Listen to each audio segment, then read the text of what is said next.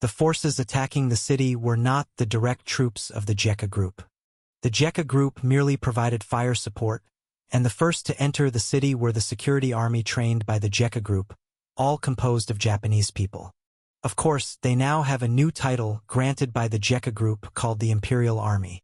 At this time in the Kyoto City area, under the drizzling rain, the ground became muddy and wet, rain striking the hundreds of tons of steel bodies of the Spider main battle mecha, smashing into droplets, but unable to hinder the bombardment of artillery fire, as the 203mm main cannon continuously roared, projecting hundreds of kilograms of shells several tens of kilometers away into Kyoto City. Not far from the Spider main battle mecha's artillery position, a group of senior Japanese Imperial Army officers stood there, even soaked with rain, dared not move recklessly. Suddenly, an armored command vehicle approached, and the senior officers of the Imperial Army perked up. As the armored command vehicle came to a halt, Hao Guang, brigade commander of the 1st Mecha Combat Brigade, stepped out. "Sir, be careful not to catch a cold." Araki Kenichi, the senior advisor of the Imperial Army, immediately fetched a raincoat and respectfully draped it over Hao Guang. The other Japanese officers, who were a step slower, cursed inwardly, thinking Kenichi Araki, this sycophant, had once again gotten ahead. Hao Guang's gaze swept over the senior Imperial Army officers present, some of whom were from the Japan Self-Defense Forces surrendered officers. Some were representatives from Osaka City's opportunistic magnates, and others were small figures who had seized the opportunity to climb up early by allying with the Jekka Group. Feeling the gaze of Hao Guang, many Imperial Army officers felt uneasy in their hearts, aware that this 1st Mecha Combat Brigade commander was a man of real power in the Jekka Group, the commander of the Jekka Group's ground offensive forces, capable of deciding their life and death with ease. "Before I came over here, the Supreme Leader personally issued an order to establish a new regime in Japan, splitting it into two, and a new system and order will be erected in Kyoto City in the future, restoring it as the capital." Hao Guang's tone was flat, but these words shook the hearts of those in the Imperial Army. They all knew the illustrious achievements of the Jekka Group, which was adept at splitting countries, as with the example of Assam country, where the Jekka Group seized it from India and made it independent.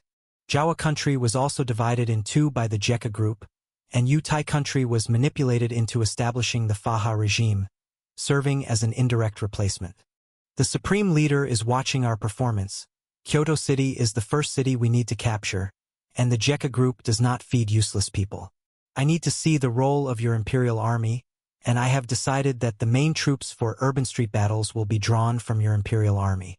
Whoever can take Kyoto City, I will submit to the Supreme Leader to commend them, making them an advanced active member, and with such accomplishments in hand, you could advance much further in the future, even becoming the president of the new nation. It's not out of the question."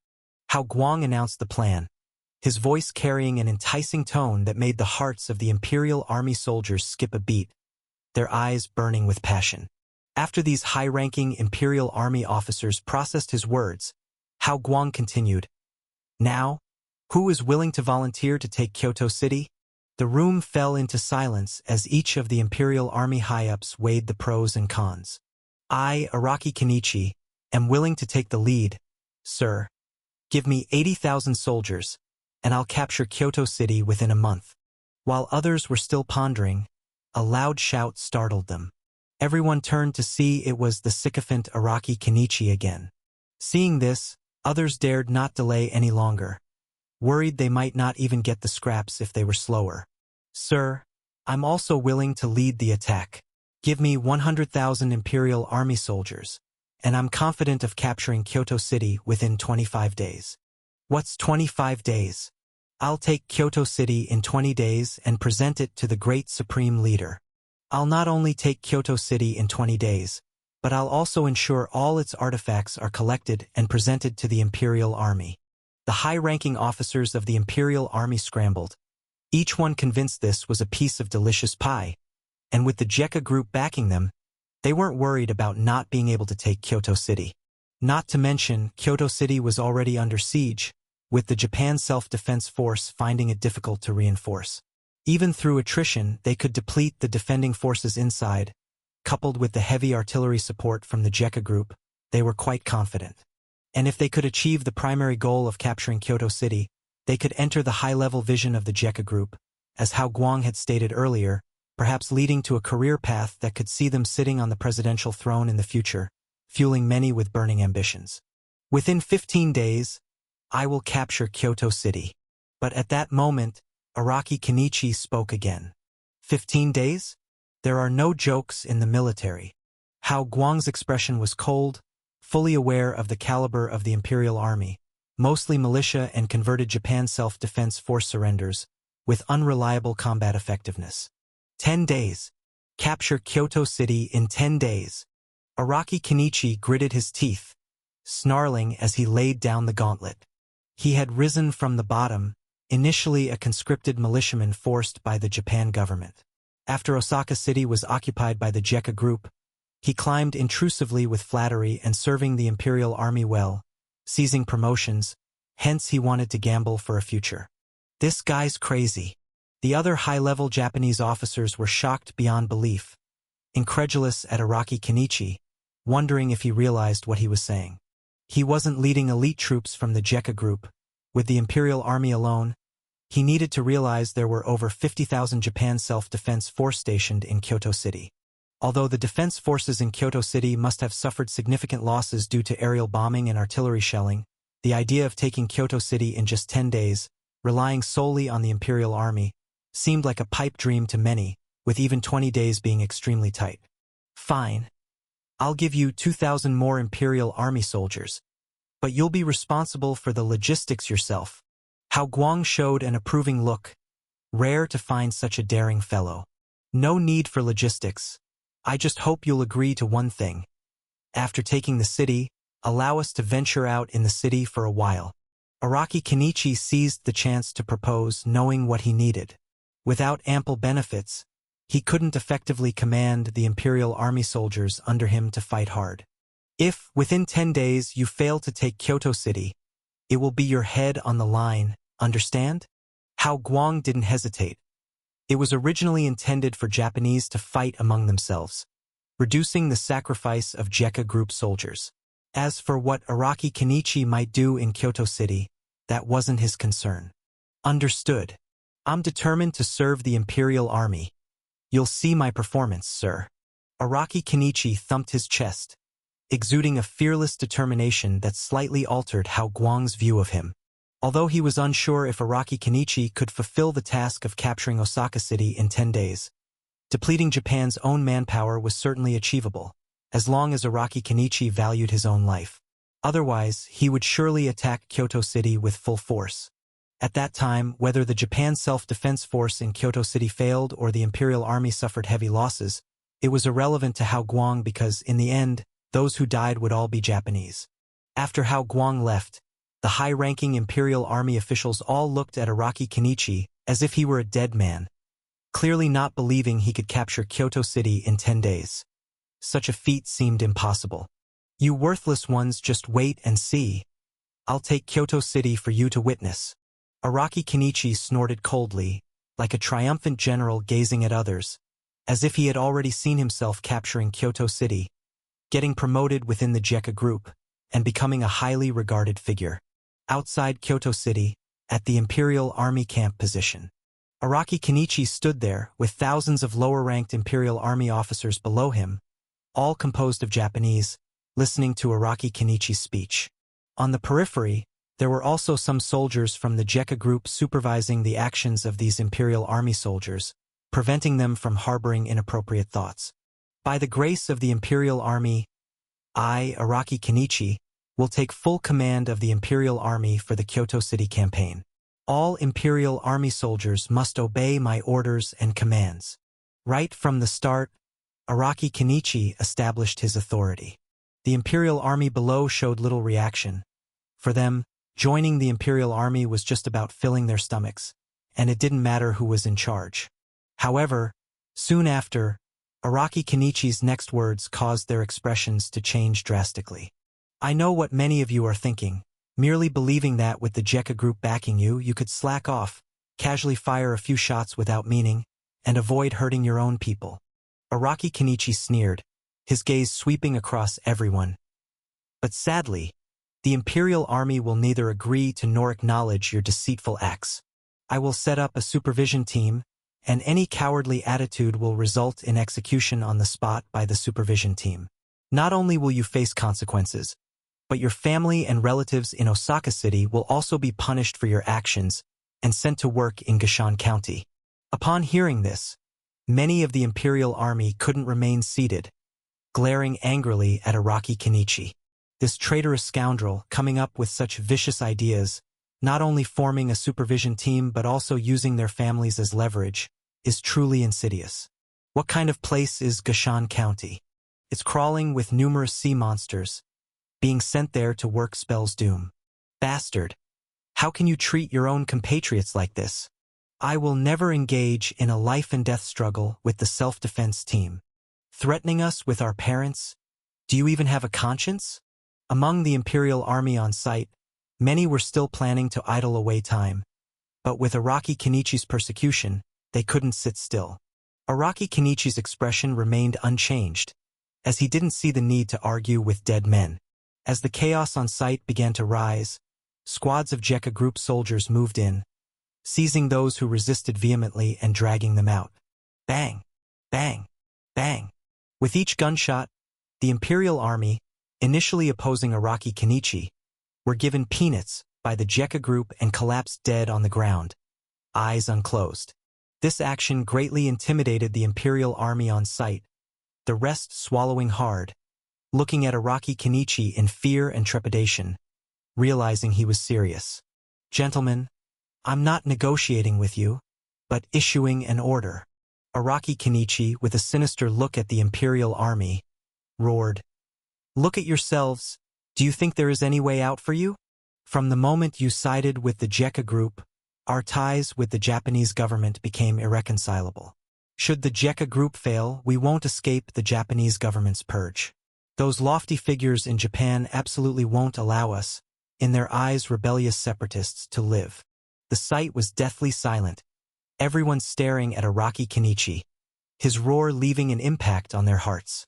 Indeed, given their current status, it's hard to believe that the Japanese government would overlook past grievances and accept them, a group of defectors to the Jekka Group. Thus, we have only one path, which is to overthrow the Japanese authorities. Think about the actions of the Japanese authorities, supporting those chaotic cults poisoning the people, discharging nuclear waste into the sea harming health, selling agricultural products at exorbitant prices, and not even allowing the freedom to eat watermelon, kowtowing to the beautiful country, protecting the law-breaking soldiers from the beautiful country as they wreak havoc in Japan, effectively becoming doorkeepers for others. If we are to be dogs while the Japanese authorities cling to the beautiful country, we can naturally attach ourselves to the Jekka Group, and the Jekka Group is significantly better. I have secured a promise from the Jekka Group that if Kyoto City is taken, for 3 days, you can do as you please within the city, with no restrictions on your actions. As long as you serve the Jekka Group diligently, the Imperial Army will not fail you, and everyone will have a bright future, abundant money, women, and power. Araki Kenichi offered a carrot after the stick, revealing his plans for occupying Kyoto City. Now, many of the Imperial Army's eyes lit up, for the Imperial Army itself was rife with hoodlums and gangs, including a large number of criminals extracted from prisons. Owing to the Japanese government's conscription, many young people were unwilling to join, so the government had no choice but to turn to prisoners in jails as a secondary target, with Prime Minister Shiyuin Temple Eating signing a special draft law, allowing the mobilization of citizens guilty of serious crimes as part of the upcoming mobilization. This conscription order permits citizens who have committed serious crimes but have not been convicted or yet convicted to swiftly enlist. Examples of using criminals as soldiers are prevalent worldwide. Not to mention distant instances, in recent years Russia has done the same, and even their beautiful country parent resorted to directly recruiting a large number of criminals from prisons due to a shortage of firefighters, demonstrating magical realism with low-paid inmates risking their lives to fight fires. The Japanese government intended for these criminals to earn merit through their service, to go to the front line and kill enemies for the government, thus reducing their punishment and sentence. However, the Japanese government overestimated these criminals. When they encountered Jekka Group, These criminals surrendered swiftly without any intention of confronting the Spider main battle mecha and genetic warriors. Conveniently, they shed their self-defense team uniforms, donned the Imperial Army's uniform, and switched allegiance to serve Jekka Group. At this moment, many of the criminals turned Imperial Army had eyes full of fervor, especially with Araki Kenichi's promise not to seal swords in Kyoto City, causing their inner desires to grow wildly like weeds. Now, pass my order, have everyone prepare their subordinates to launch an attack on Kyoto City tomorrow. Do you want to be a coward who gets executed for fleeing the battle, or fight bravely to enjoy wealth and glory? It's up to you to decide. Araki Kenichi finished his speech, but these words were destined not to be in vain. Instead, as his conditions reached the ears of every soldier in the Imperial Army, the morale of what had been a listless Imperial Army visibly lifted, their spirits soaring higher and higher. The next day, at the break of dawn, Araki Kenichi, leading 100,000 Imperial Army soldiers, officially launched an urban battle in Kyoto City. Unlike the Jekka Group's onslaught with Spider main battle mechas and genetic warriors, the majority of the Imperial Army were militia and new recruits. Not long before, they were civilians and criminals who hadn't held a gun for even 2 months. Now thrown into the urban battle in Kyoto City, facing the station soldiers of the Japan Self-Defense Force. Although most of them were also new recruits, there were still over 10,000 trained soldiers of the Japan Self-Defense Force with several years of military training, who, from a military professionalism standpoint, dwarfed these rookie Imperial Army members. Originally, the tense Japan Self-Defense Force in Kyoto City were anxiously anticipating the assault from Jekka Group. Many even resolved that as soon as Jekka Group dared to enter the city, they would seize the chance to surrender. But they didn't wait for the Tiger and Wolf army of Jekka Group. Instead, they faced the Imperial Army. This caught the self-defense team soldiers off guard, leaving many bewildered. Everyone knew who stood behind the Imperial Army. Surrendering to Jekka Group was understandable due to their known strength, but surrendering to a group of rookie Imperial Army soldiers was not acceptable to many of the Japan Self-Defense Force soldiers. With this mindset, both sides soon clashed within Kyoto City. Bang! Kill them all! Banzai! Then, just as the Japan Self-Defense Force engaged these Imperial Army soldiers, the situation turned out to be completely unexpected. At the end of the alley, those Imperial Army soldiers in dirt-colored uniforms had ferocious expressions. Many fought with reckless abandon, their fighting desires and determination extraordinarily strong. They had no choice but to fight fiercely because trailing behind the Imperial Army were the battle supervision squads set up by Araki Kenichi, and even genetic warriors were present enforcing discipline. If anyone tried to flee or cowardly retreat due to fear, they would be dragged in front of their comrades for execution by firing squad. And those who dared to cover for fleeing comrades were punished by association with their entire team shot. This harsh and ironclad method intimidated the Imperial Army troops. Not only did they dare not run away themselves, but they also had to be vigilant against comrades with such thoughts, preferring to silence any comrades who wanted to flee rather than implicate themselves.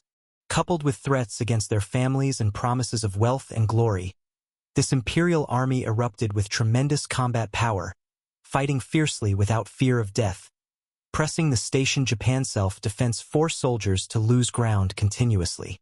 Of course, essentially, besides the Imperial Army's outburst, it was also the inadequacy of the self-defense team itself. Most of the self-defense team were just a number of mediocre new recruits. The number of well-trained Japan Self-Defense Force soldiers was limited, and they also faced threats from Jekka Group's heavy firepower. In the sky were carpet bombing by Luanyang Airspace strategic bombers, and outside the city were precise artillery strikes from the Spider main battle mecha's 203mm cannon. Jekka Group held air supremacy and artillery positions, causing heavy casualties to the Japan Self-Defense Force under such overwhelming firepower.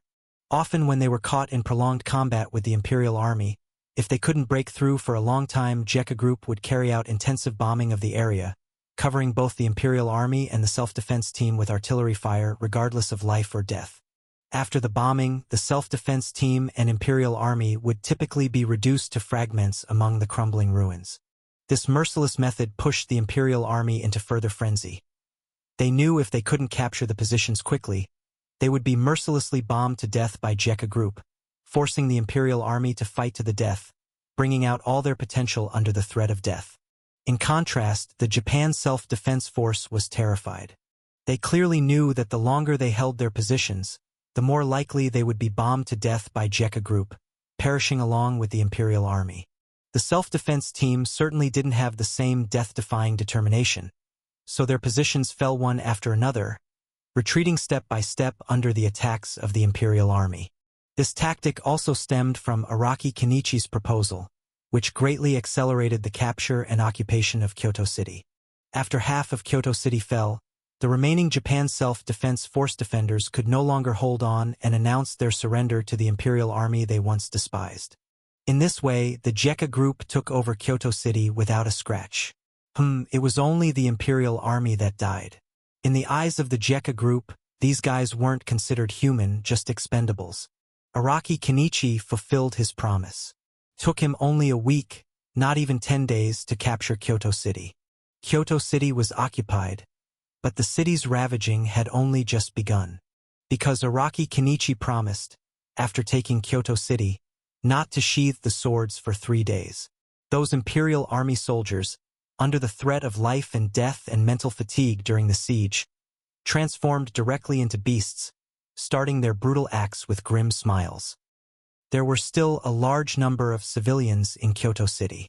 After the self-defense team collapsed and surrendered, they could only resign themselves to fate. Many thought that since the Imperial Army were also Japanese, their lives and property would be safeguarded. But the opposite happened. When those Imperial Army soldiers started posting notices announcing that civilians who voluntarily came out could get preferential treatment, many Japanese civilians hiding in their homes stepped out. Xiao Yipingjing was one of them. He, along with his wife and 2 children, followed the Imperial Army with dozens of other civilians.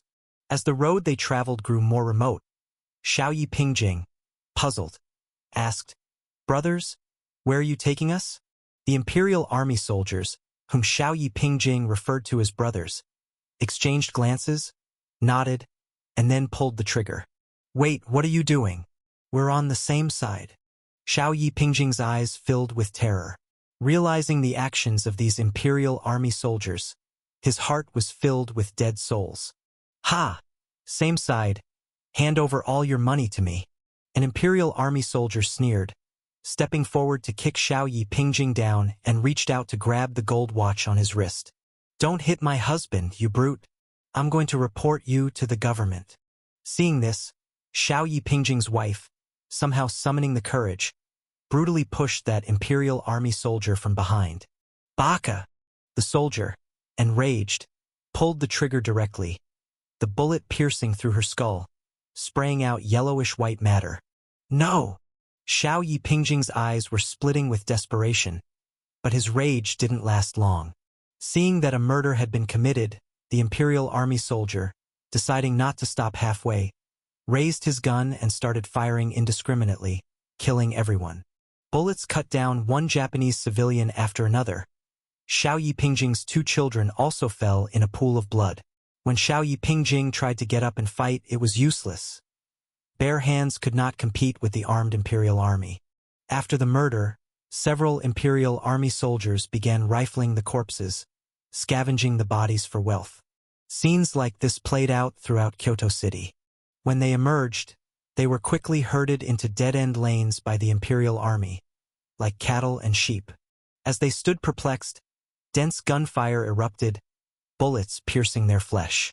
These Japanese civilians died with their eyes open wide in disbelief, having never expected to be killed by their compatriots. More often, these Imperial Army soldiers would directly kill their way through the doors. They would storm into homes, particularly in the affluent areas, which saw heavy visitation by the Imperial Army. The Imperial Army soldiers would shoot anyone they encountered. Even those injured and fallen couldn't escape. Imperial Army soldiers would stab each with bayonets to ensure death.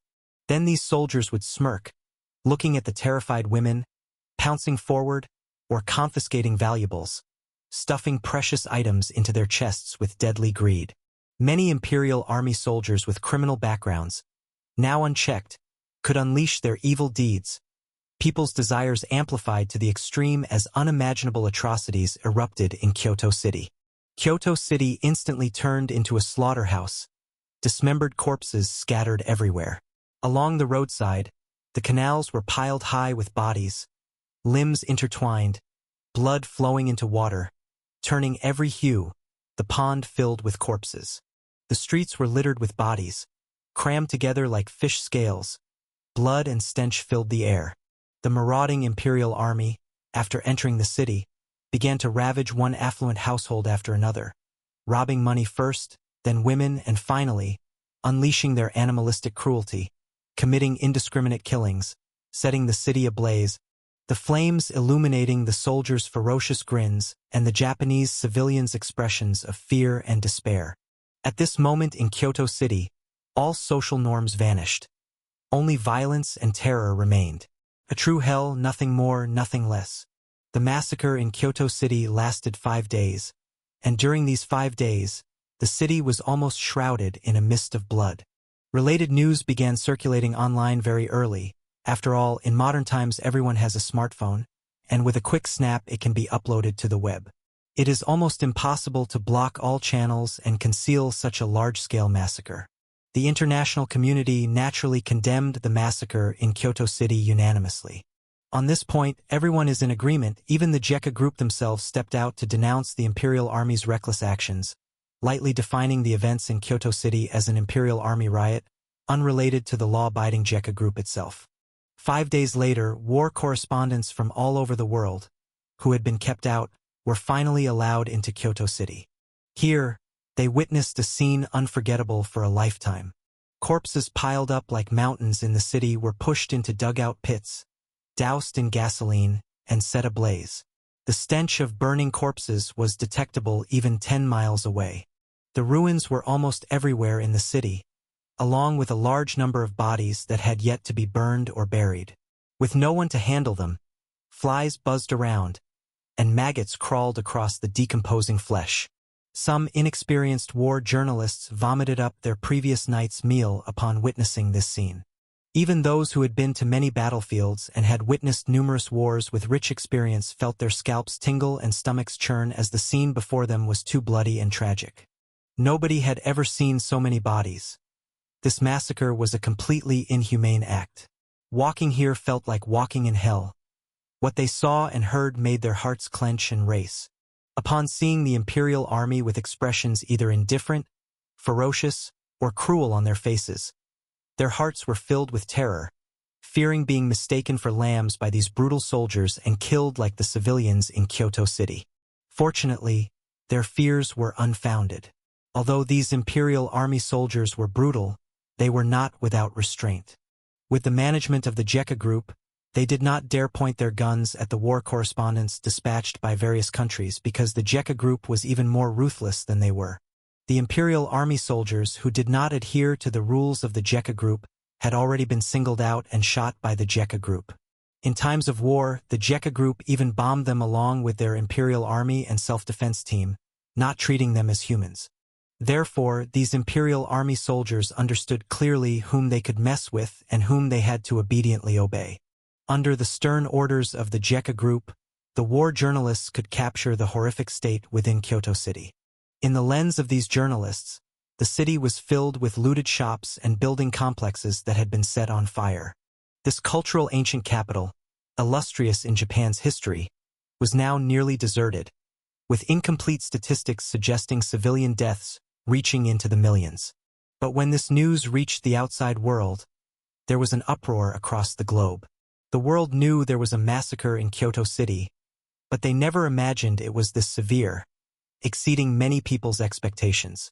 Just seeing the numbers defining the dead and missing was enough to make one's scalp tingle. Involuntarily, the evil reputation of the Imperial Army spread across Japan, with Araki Kenichi, who commanded them, becoming a great demon who made children stop crying with fearful infamy. However, although Araki Kenichi's reputation in Japan became detestable, he gained favor with the JECA group due to his exceptional performance in Kyoto City. His status was elevated from an advisor to the commander-in-chief of the Imperial Army. Not disappointing expectations, having been granted authority by the Jekka Group, Araki Kenichi seemed to completely forget his origins, becoming the most vicious dog under the Jekka Group's rule, showing no mercy while massacring his compatriots, using the corpses of Japanese individuals as steps to climb higher. After the occupation of Kyoto City, the massacre spread throughout the world, with other cities terrified of the Imperial Army's lack of humanity. In the time following, cities such as Nara, Kobe, Hyogo, Kagawa, and Tokushima fell one by one under the military might of the Jekka Group. The Jekka Group practically only needed to participate in simple sieges, and although Japan had frantically recruited soldiers, increasing their army numbers to nearly 1 million during this period, their actual combat capability was predictable. Facing the Jekka Group's Tiger and Wolf army that had swept through Southeast Asia, even the beautiful country dared not directly confront them, let alone the hastily recruited Japanese conscripts grabbed from the streets. The Jekka Group soldiers didn't even need to take action. The Imperial Army fought fiercely in the cities, and many of these soldiers were actually conscripts forcibly drafted from Japan. When faced with the Jekka Group's Tiger and Wolf army, they utterly collapsed. However, once their status changed to the Imperial Army under the Jekka Group and began serving the Jekka Group's Imperial Army, each of them immediately became spirited and aggressive, showcasing two different faces when fighting, slaughtering their compatriots without hesitation. Perhaps their innermost nature was unleashed. They behaved like Japan's army during the Showa era, like beasts let loose from cages. The mentality of casually dictating life and death, plundering wealth for overnight riches gradually turned them into the purest evil demon army, falling in love with the feeling of conquering cities and plundering freely. The advance of the Jekka Group in Japan is going very smoothly. They have gained air superiority and artillery suppression. With the cooperation of the Imperial Army, the Jekka Group is invincible, and city after city of Japan has fallen, with large tracts of land falling into the hands of the Jekka Group. Seeing that 1/4 of Japan's territory has already fallen into the hands of the Jekka Group, at this rate, it won't take long for the entire Japan to be governed by the Jekka Group. Not just the Japanese government is anxious, even the beautiful country can no longer sit still. Because if the Jekka Group continues to advance like this, after occupying Japan, they will then hold an absolute advantage over the development rights and ownership of the Penglai Ferry Island in Hokkaido, something the beautiful country finds hard to accept. Don't look at how the beautiful country was led to the destruction of 2 carrier battle groups by the Penglai Ferry Island. Instead, it has made the beautiful country even more eager, with an undiminished desire for Penglai Ferry Island. March 15, 2033. The Hungtian Air Force Base, the heart of the beautiful country army stationed in Japan, is the headquarters of the beautiful country troops stationed in Japan. In addition to being the headquarters, it also hosts the 5th Air Force Command, the 374th Air Transport Aviation Group command stationed here, among others. On the day when the forces of the Jekka Group pushed towards Nagoya, at this base, the beautiful country's 121st Fighter Squadron, 242nd Fighter Attack Squadron, totaling 24 aircraft, formally took off to intercept the military operations of the Jekka Group. They mixed with the few participating Japanese aircrafts, with a particularly resolute attitude, not allowing the Jekka Group to continue advancing towards Tokyo. Meanwhile, on the sea, the beautiful country's Roosevelt Carrier Battle Group, together with Japanese, South Korean, and Great British Empire warships, moved into the sea area of the Ryukyu Islands, blocking the Jekka Group's transport fleet. In order to maintain the advance in Japan, although relying on the Hwanyang Airspace Strategic Bomber can provide air transport, it is insufficient to sustain large-scale military operations. The number of the Imperial Army supported now by the Jekka Group has exceeded 300,000, which requires the Jekka Group to transport a large amount of supplies from the rear. The beautiful country plans to block the transport fleet of the Jekka Group. Modern warfare relies on logistics, and without logistics, the Jekka Group is like a toothless tiger. Even if the supported Imperial Army is numerous, it is like a sand castle, collapsing at a touch, while military actions are taking place. Beautiful country, 8 p.m. on March 15, 2033. A more important action unfolds here. At the CNN News live broadcast, beautiful country President Jesman walked up to the podium to deliver a national televised speech. Facing the camera, Jesman, with a sense of justice and a stern expression, began to speak, Good evening. Just 4 hours ago, the JECA Group's forces occupied Nara City and launched a massive advance towards Nagoya. As I speak, the airstrikes by the JECA Group in Japan continue. Ground troops are still capturing territory. The brutal dictator from the JECA Group has invaded a peaceful and helpless country. Its people are being brutally treated, and JECA Group has provoked this war. The development of the situation in Japan has exceeded the bottom line of the international community. The reckless war actions by the JECA Group are indeed against the entire world.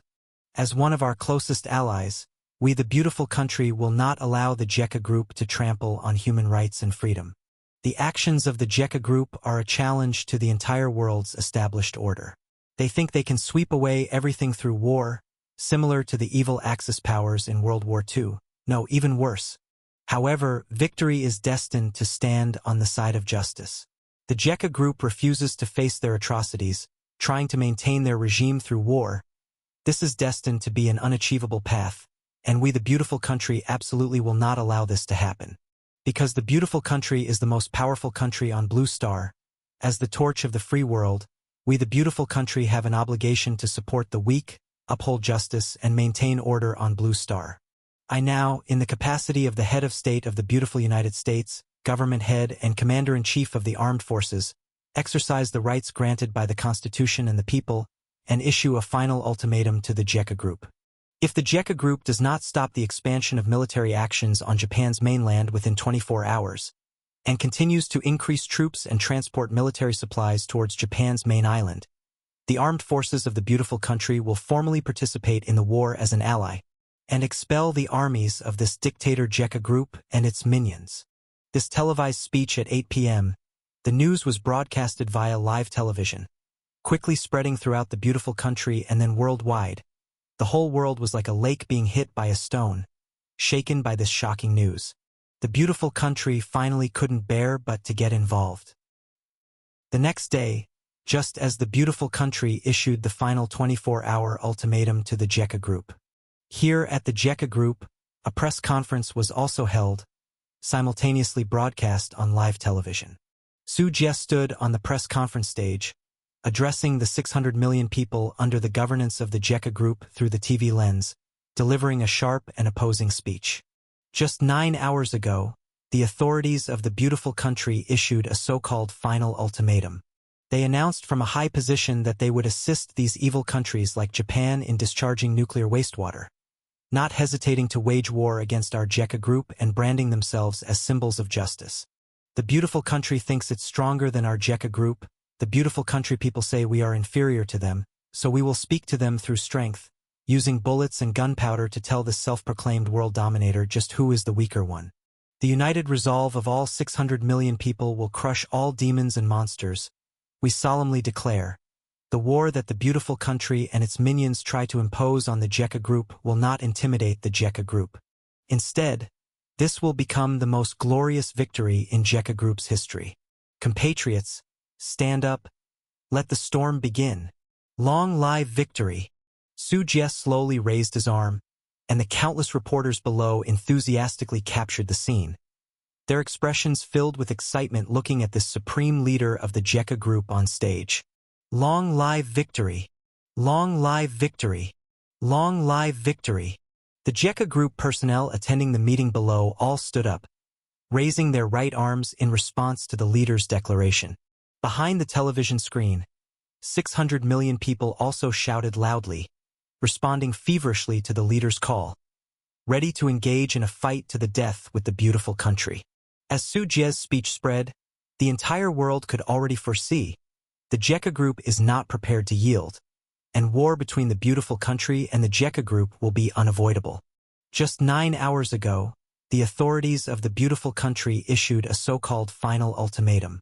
They announced from a high position that they would assist these evil countries like Japan in discharging nuclear wastewater, not hesitating to wage war against our JECA Group and branding themselves as symbols of justice. The beautiful country thinks it's stronger than our JECA Group. The beautiful country people say we are inferior to them, so we will speak to them through strength, using bullets and gunpowder to tell this self-proclaimed world dominator just who is the weaker one. The united resolve of all 600 million people will crush all demons and monsters. We solemnly declare, the war that the beautiful country and its minions try to impose on the Jekka Group will not intimidate the Jekka Group. Instead, this will become the most glorious victory in Jekka Group's history. Compatriots, stand up. Let the storm begin. Long live victory. Su Jie slowly raised his arm, and the countless reporters below enthusiastically captured the scene, their expressions filled with excitement looking at this supreme leader of the Jekka Group on stage. Long live victory! Long live victory! Long live victory! The Jekka Group personnel attending the meeting below all stood up, raising their right arms in response to the leader's declaration. Behind the television screen, 600 million people also shouted loudly, responding feverishly to the leader's call, ready to engage in a fight to the death with the beautiful country. As Su Jie's speech spread, the entire world could already foresee the Jekka Group is not prepared to yield, and war between the beautiful country and the Jekka Group will be unavoidable. The 24 hours passed quickly, and neither the Jekka Group nor the beautiful country retreated, meaning the war had begun. Ryukyu Island's sea area. The route of the U-12 transport fleet was here. This was a special mixed transport fleet under the Jekka Group, consisting of 2 tank landing ships, 1 amphibious assault ship, 2 supply ships, 15 cargo ships, and 4 fuel ships. Escorting this fleet were 2 destroyers and 2 escort ships. The total tonnage of the entire transport fleet exceeded 1 million, mainly due to the large size of those large transport ships, loaded full of military supplies and logistics materials, responsible for transporting to Japan to ensure the combat power of the Jekka Group's troops. And this U-12 fleet was traversing this sea area, with numerous beautiful country military bases nearby Ryukyu Islands. In the past, when the Jekka Group and the beautiful country had not yet gone to war, the Jekka Group's fleet swaggered through this sea area. The beautiful country, knowing well that these fleets were heading to conquer Japan, could only look on, barely able to intimidate the Jekka Group but unable to take more substantial action. But now the situation was different. Both sides were in a state of war, restrained by domestic orders not to fire upon one another no longer existed. The U-12 fleet sailing here became a coveted prize, a fat sheep in the eyes of the beautiful country navy. The Roosevelt Carrier Battle Group had already set its sights on this delicious prey. In the bridge command room, Sigmund, the commander of the Roosevelt Carrier Battle Group, wore a solemn expression, with his aides Randall, Japanese Navy Admiral Yamamoto Shigeki, South Korean Navy Vice Admiral Zhang Yujing, and British Empire Navy Vice Admiral Ingram standing by his side. These 5 comprised the senior leadership of the Roosevelt Carrier Battle Group, though among them Sigmund, the commander, held the primary position. Gentlemen, intelligence shows that a large transport fleet of the Jekka Group is currently passing through the Ryukyu Islands sea area. Our satellite has locked on to this fleet's exact location and is tracking it in real time. Sigmund spoke first, putting the surveillance data of the U-12 fleet in front of everyone. Yamamoto Shigeki showed a joyful expression, saying, "Yoshi, this fleet must be loaded with the military supplies urgently needed by the Jekka Group. If we sink it, the Jekka Group will be greatly distressed." Yamamoto Shigeki was, of course, happy. He had joined the Roosevelt Carrier Battle Group with Japan's main fleet, and now that the beautiful country was finally willing to participate, he saw the dawn of victory. The Jekka Group and Japan were separated by thousands of miles, and logistics were of utmost importance. If the Jekka Group supply and logistic fleet were cut off, the Jekka Group troops and Imperial Army on Japan, not on the mainland, would be completely silenced due to lack of logistics. Therefore, in Yamamoto Shigeki's eyes, defeating the Jekka Group requires cutting off logistics. Without logistics, the Jekka Group will crumble on its own, and breaking their logistics at sea is of paramount importance. The Jekka Group probably did not anticipate the sudden outbreak of war. They are passing the Ryukyu Sea as usual, making it possible to catch them off guard.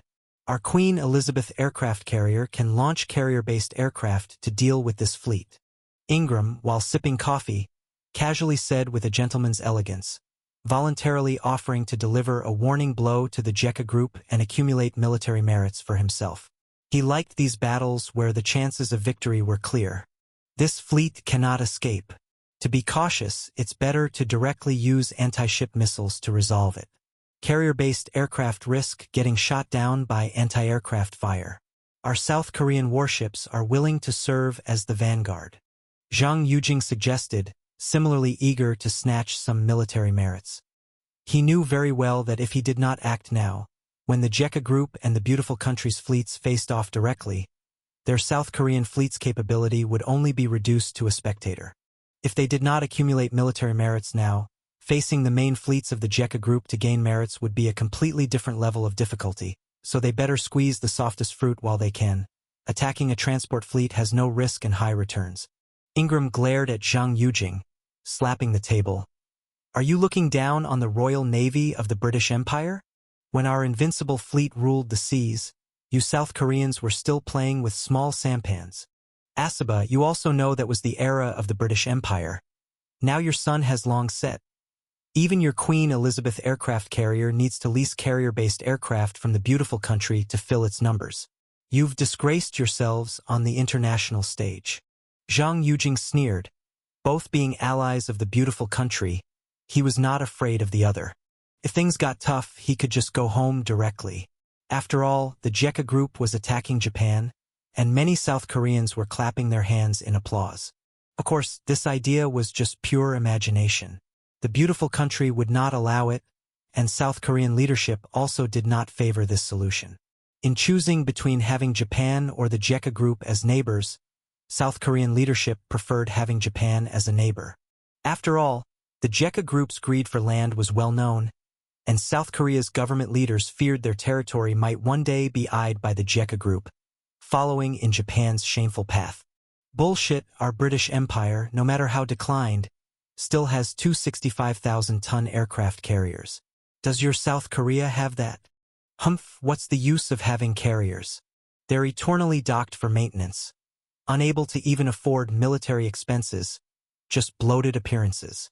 Ingram and Zhang Yujing argued fiercely, both keen on claiming the glory of destroying the JECA Group's transport fleet first. All right, stop arguing. It's not the time to deal with this transport ship fleet yet. Sigmund interrupted the quarrel between the two, speaking words that surprised everyone present. Why, if we don't take action now, this fleet will head to our country. Yamamoto Shigeki was anxious upon hearing this. Such a good opportunity isn't always available. He didn't want the JECA Group to continue replenishing their ammunition. These replenishments would end up in the hands of the Japanese. Randall explained at this point, "Don't rush. Keeping this transport fleet allows us to catch a bigger fish." Fishing? Ingram pondered, realizing something, and said, "Are you targeting the JECA Group's Far East mixed fleet?" Zhang Yujing and Yamamoto Shigeki were both startled. This Far East mixed fleet was immensely powerful with 5 cruiser arsenal ships. Otherwise, it wouldn't have been dispatched by the JECA Group to confront the beautiful country's carrier battle group. Given the number of ships in the Roosevelt carrier battle group, frankly speaking, to these few people facing the Far East mixed fleet, the odds were at best 50-50. Was beautiful country really that confident? That's right. Sigmund snapped his fingers, laying out his combat plan. The JECA Group's transport fleet is merely bait. As long as we show a threat to this fleet, the JECA Group's Far East mixed fleet will definitely come to its rescue. Once they enter the Ryukyu Sea's operational range, our Air Force bases scattered across the Ryukyu Islands can launch a large number of aircraft to join us in annihilating this JECA Group's main fleet. Yamamoto Shigeki, Zhang Yujing, and Ingram's eyes brightened simultaneously. The Ryukyu Islands host multiple military bases of the beautiful country, deploying a large amount of military equipment and shelters, with dense distributions of various air defense missiles. In terms of air power, the Ryukyu Islands have about 200 F-15s, F-22s, F-35s, and other jet fighters, making these Air Force bases akin to unsinkable aircraft carriers, playing a crucial role in guarding the Western Pacific Sea area for the beautiful country. If the JECA Group's Far East mixed fleet enters here, the Ryukyu Islands military bases would launch a large number of fighter jets, working with the Roosevelt Carrier Battle Group to encircle and potentially rout the Far East mixed fleet. After all, the combined number of Army aircraft and carrier-borne aircraft exceeds 300. Even though the JECA Group has cruiser arsenal ships, they can't fend off so many aircraft attacks. The fight's outcome could eventually be 3-7, or even 2-8 in favor of the beautiful country, with increased chances of victory due to their advantageous position. Additionally, our Carl Vinson aircraft carrier and Washington aircraft carrier have already secretly come over to reinforce us, ensuring the Far East Mixed Fleet won't escape once they appear. Randall added another point, highlighting the dispatch of 3 aircraft carriers to leave nothing to chance, demonstrating the beautiful country's regard for the Jekka Group as an opponent. More confident than ever, their faces lit up with joy. 3 nuclear-powered aircraft carriers, combined with the Ryukyu Islands' air power, would darken the skies with fighter jets against which the Jekka Group's Far East Mixed Fleet would have no defense. How could they withstand such a large number of jet fighters? But what if the Jekka Group's Far East Mixed Fleet doesn't come? What if they simply ignore and abandon the transport fleet? Yamamoto Shigeki questioned, stating that if he were the commander, he wouldn't risk the main fleet even if it meant losing an entire large transport fleet. He knows what's more important. This is an open strategy. If the Far East Mixed Fleet doesn't come, we lose nothing but get to capture the transport fleet. If they do come, we complete an annihilation battle, sinking every one of the Jekka Group's prideful cruiser arsenal ships. Sigmund pointed at Japan on the map, stating solemnly, "During our operation, Japan will also coordinate with us. The moment arrives when our army and air force stationed in Japan will launch simultaneously, in cooperation with Japan, to confront the Jekka Group. Even if they can't be driven back, they can deplete their weaponry. Without follow-up transport fleet support, the Jekka Group stationed in Japan will inevitably collapse. Thus, to secure the maritime logistics lifeline, the Jekka Group must gain sea dominance. From my understanding of the arrogant and conceited Jekka Group, they are likely to choose a decisive sea battle with us, which will be our opportunity to clinch a victory." Upon hearing Sigmund's complete plan, Zhang Yujing and others were no longer worried. "Understood. We'll follow Commander Sigmund's instructions. Yes, with the Emperor's blessing, should the Jekka Group come, they'll leave with nothing. Our undying glory will be reclaimed with the sinking of enemy ships." Amidst a chorus of compliments, the 5 agreed on the plan and immediately set it in motion. Next day, the beautiful country's Roosevelt carrier battle group sailed into the Ryukyu Islands sea area, deploying numerous reconnaissance planes, pretending to look for the Jekka Group's transport fleet. In reality, the beautiful country already knew the exact location of the U-12 transport fleet but pretended ignorance to draw them out. To make the act convincing, the beautiful country government announced that not a single paddle boat would be allowed to reach Japan, and beautiful country Air Force bases across the Ryukyu Islands also launched aircraft to search the sea area, carefully avoiding the U-12 fleet's area. Little did they know, among the U-12 fleet the Roosevelt carrier battle group viewed as prey, the hidden escort power wasn't just 2 destroyers and 2 escort ships.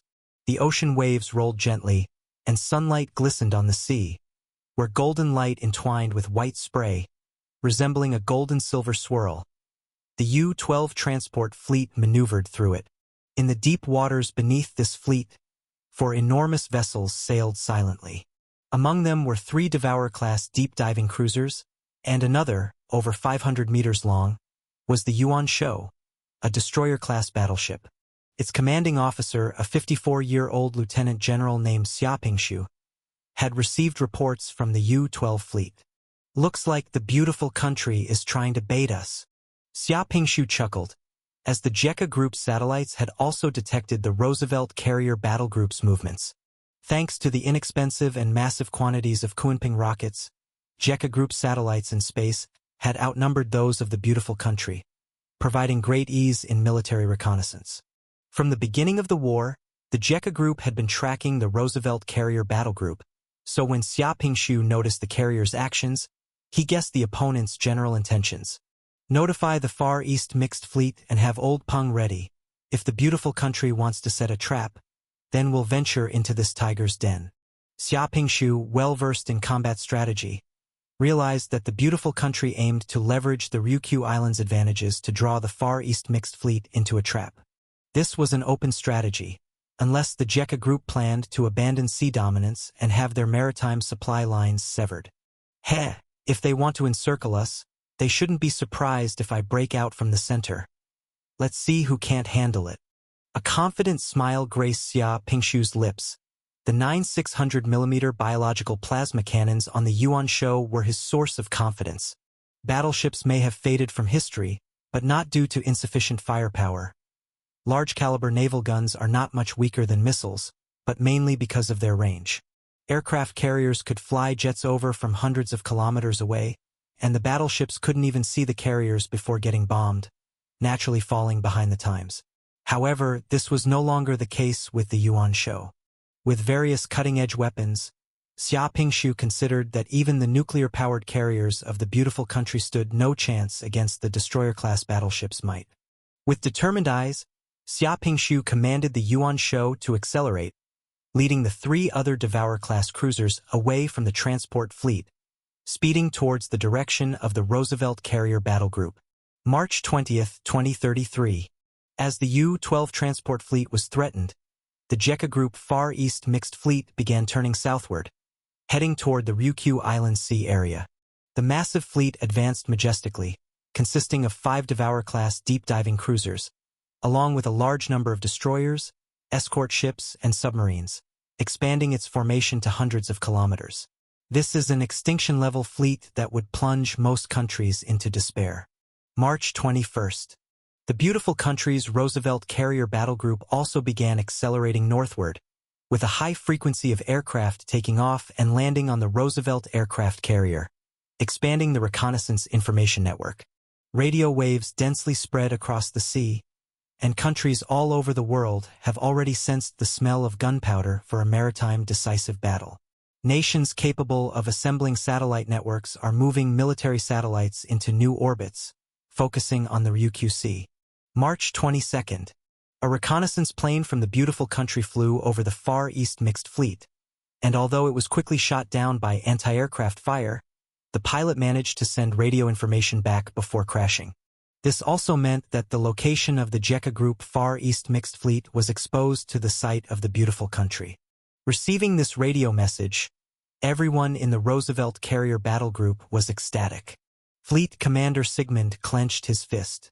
He had been waiting for this news for too long, unable to eat or sleep well due to anxiety. Now, having finally located the Far East Mixed Fleet, this meant that their general offensive could begin. Order the execution of the B-Plan operational scheme, deploy the battle formation, launch the carrier-based aircraft, and notify all military bases in the Ryukyu Islands to carry out an airstrike on the Far East Mixed Fleet to annihilate the main fleet of the JECA Group in one strike. With a cold expression, Sigmund issued the combat order, while the adjacent staff officer, Randall, communicated with the fleets of Japan, South Korea, and the Great British Empire. They were asked to cooperate in combat, leaving behind a batch of destroyers and escort ships to protect the aircraft carriers, while the other destroyers accelerated forward. It was preferred that after the airstrike, anti-ship missiles would be used to finish off the remaining warships of the Far East Mixed Fleet, leaving no chance for the adversary to struggle or flee. As the orders were passed down layer by layer, the battle alarm sounded on the Roosevelt aircraft carrier, and the lights within the cabins turned into a dangerous red hue, signifying the onset of war. On the deck, it was bustling. A number of ground crew members wearing different colored vests were tensely preparing for battle, refueling and arming each aircraft, checking the planes and the catapult track, adjusting the pressure values of the catapults, and fine-tuning the flaps to optimal wind speed angles. The turbocharged triple-cylinder engine of the aircraft began roaring. The air blast from the jet exhaust crushed the water mist, causing the white smoke to billow and churn. White Eagle formation. Prepare for takeoff. Requesting takeoff. Enemy position is 650 kilometers away, carrying anti-ship missiles and decoys, flying at low altitude to skim the sea to evade carrier-based radar searches. Wishing everyone smooth sailing and showing those arrogant JECA people the iron fist of our beautiful country.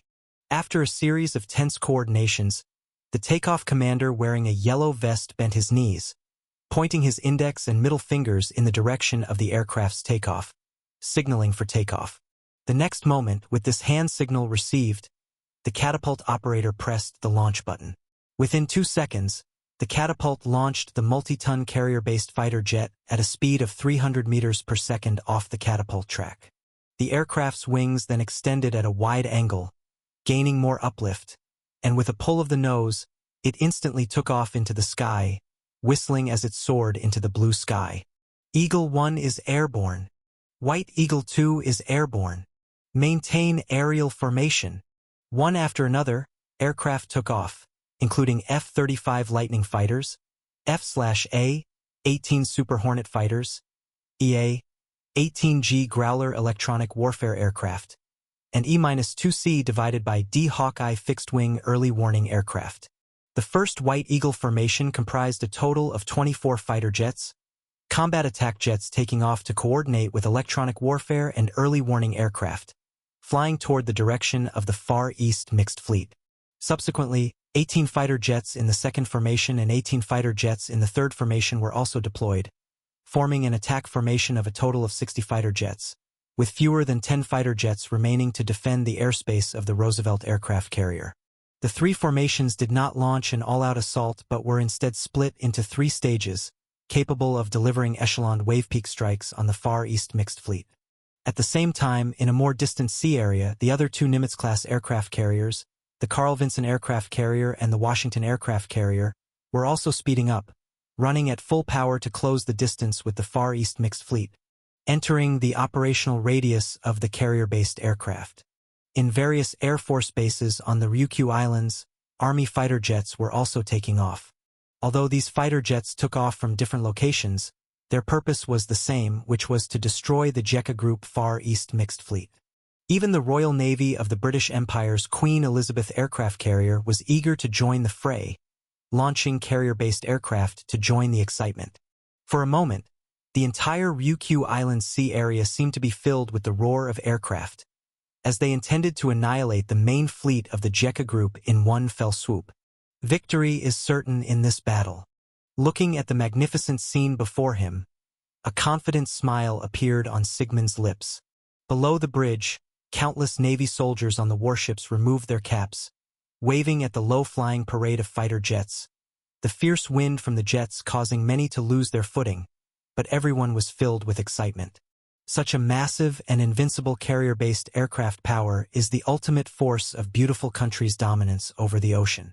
For the small JECA Group to dare provoke, it is truly overestimating their strength. Not only the Navy of beautiful country, but also the soldiers from South Korea and Japan, as the followers of beautiful country, are equally shouting excitedly, their eyes fervent. Banzai! Beautiful country is unbeatable. Go sink those iron turtles of JECA Group.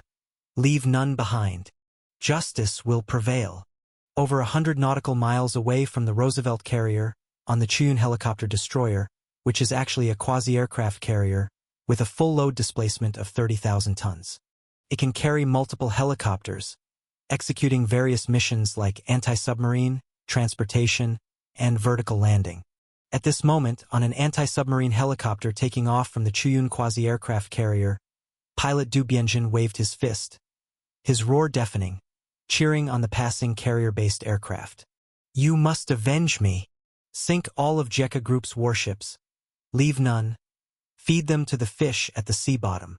Du Bianjin's tone was extremely excited. He is from Kyoto City, and it's well known Kyoto City suffered a massacre, and his family is on the missing persons list. Though labeled as missing, everyone knows what really happened. They must have died at the hands of the Imperial Army. The death toll was so high that identification was impossible. Thus they are defined as missing. Although the Imperial Army carried out the atrocious act, Du Bianjin knows that without instructions from JECA Group, the Imperial Army would never harm their compatriots so mercilessly. It's all JECA Group's fault. He deeply hates JECA Group. But just when Du Bianjin was yelling, hoping for beautiful country's aircraft to destroy JECA Group's fleet, suddenly, a piercing alarm sounded from the anti-submarine helicopter. Alarm? Alarm. Unknown sonar signal detected. Please handle immediately. The abrupt sound snapped Du Bianjin back from excitement. He looked at the dashboard in astonishment, and his face changed dramatically upon seeing the sonar data displayed. What a joke! Is this sonar signal from a whale? No, there's no whale this big. Could it be JECA Group's cruiser Arsenal ship? Cold sweat dripped from Du Bianjin's temples. A bad conjecture emerged. The sonar signal source was extremely close to the Chuyun, reminding Du Bianjin of Jekka Group's cruiser Arsenal ship, which could dive. Not good. Jekka Group is launching a surprise attack on us. At the thought of this possibility, Du Bianjin quickly opened the radio to report his discovery to the Chuyun. Simultaneously, a huge shadow outline appeared and became clearer beneath the sea a dozen kilometers away from the Chuyun. Whoosh! The sea turned into a tall ridge. The sharp bow cleaved the sea surface. The steel hull showed a cold blue, seemingly blending with the ocean. Upon closer inspection, the battleship appeared alive, blood vessel-like pipes wriggling on the hull surface, as if an iron giant beast emerged from the sea. Its most striking feature, apart from the towering bridge, is the 3 triple-gun turrets arranged along the vessel's central axis, with a caliber of up to 600 millimeters, capable of easily fitting an adult at the muzzle. This is a battleship over 500 meters long, with a full load exceeding 200,000 tons. The largest battleship in human history, without exception. There's no doubt this is Jekka Group's naval decisive weapon, the destroyer-class battleship Yuan Shou. What the hell is this thing? A submarine or a battleship? It's too big, isn't it? Witnessing the scene, Du Bianjin's mouth was agape, his face full of disbelief. Not just him, the surrounding Japanese warships also noticed the massive battleship emerging from the sea. Those large-caliber naval guns? Is this a battleship? It must be Jekka Group's doing. This type of battleship deep diving technology is unique to Jekka Group. Quick, radar lock, sink it. In this era, still playing with battleships, such an antique, is Jekka Group out of their minds? On the Chuyun, Japan Fleet Commander Yamamoto Shigeki was initially startled. If a Devourer-class deep-diving cruiser appeared, he would definitely get chills. But now, upon closer inspection, the appearance was an already obsolete battleship. He instantly felt it was his opportunity, and immediately ordered to fire at this warship to sink it and earn battle achievements. Don't blame Yamamoto Shigeki for thinking this way. Carrier victory theories had long been accepted as Blue Star's truth. Battleships had been eliminated as outdated products. They should be swept into history's trash heap. This is like during World War II. Even when carriers showed their prowess, many naval generals still firmly believed battleships were the ocean's dominator, investing massive resources to build battleships. Not everyone's vision was so ahead with foresight. However, Yuan Shou came here today to reclaim the past glory of battleships and seize the ocean dominator's throne from carriers. Witness the arrival of a new era. Ship Captain Xia Jini stood in the bridge command room. He was at this moment within the ranks of Beautiful Country's Roosevelt Carrier Battle Group. If it hadn't been accidentally detected by the sonar earlier, Xia Jini would have continued deeper, until reaching Roosevelt Carrier's surroundings and then surfaced. Although there was an unexpected turn, Xia Jini's goal was still largely achieved. Target, Chuyun. Let's give Japan a starter. Looking at the Japan fleet right at the doorstep, especially the flagship Chuyun, Xia Jini's lips curled into a bloodthirsty smile. Crack, crack. The triple-mounted giant cannon at the bow of the Yuan Shou rotated, with thigh-thick meat tumors writhing with great strength below the gun mount, acting as biological gears, combined with the torque of motors, making this main gun system that weighs 3,000 tons move at speeds that did not appear bloated or clumsy. Just as the radar of the Japan fleet locked on, before the missiles were even launched, Yuan Shou's gun muzzle lifted up, aiming at Chuyun several kilometers away. At the mouth of the cannon, a series of fine tentacles squirmed, protruding from the muzzle, resembling a biological blossom-like mouth, shrouded in deep blue light. Boom! In the next second, the turret shockingly quaked, blue glows flashed and disappeared, and the projectile was simply not visible to the naked eye. Because the speed was incredibly fast, the air burned into a white streak, a feat only achievable at dozens of times the speed of sound. Chuyun, this 30,000-ton displacement helicopter carrier, was just like a cake suddenly bitten. Its midship, a scorching blue glow erupted like a volcano, turning steel into flowing iron, where numerous Japanese soldiers' flesh dissolved, mingling with the flowing molten steel.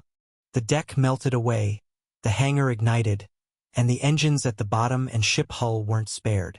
Yamamoto Shigeki, the Japan Navy commander, didn't even let out a hum and was melted into the molten steel. The ravaging shockwaves swept through, blowing helicopters off the deck into the sea. The temperature in rooms near the explosion point skyrocketing, turning into steamy chambers. Since the battleship was forged of steel, the high temperature turned the steel hull dark red. Many Japanese soldiers' shoes contacted the deck. The soles directly melted, turning their feet into a sizzling grill, emitting scorched smells, with skin adhering to the steel deck. When these Japanese soldiers lifted their feet, it tore off chunks of charred flesh, bones cooked to the point of flesh-bone separation. Skin turned bright red like shrimps, scorched by high temperatures, dying in agony with horrible screams. With just a single shot, Chuyun bore a 20-meter diameter penetrating wound. Hard steel flowed as iron water, with boiling seawater visible below due to high temperatures.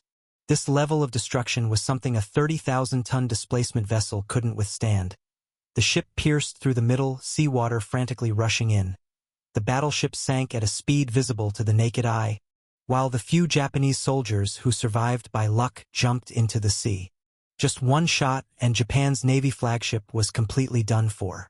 It's because Yuan Shou's main cannon was not an ordinary cannon from Blue Star, but a biological plasma cannon crafted by integrating Tianyuan World's biological technology and formation etching.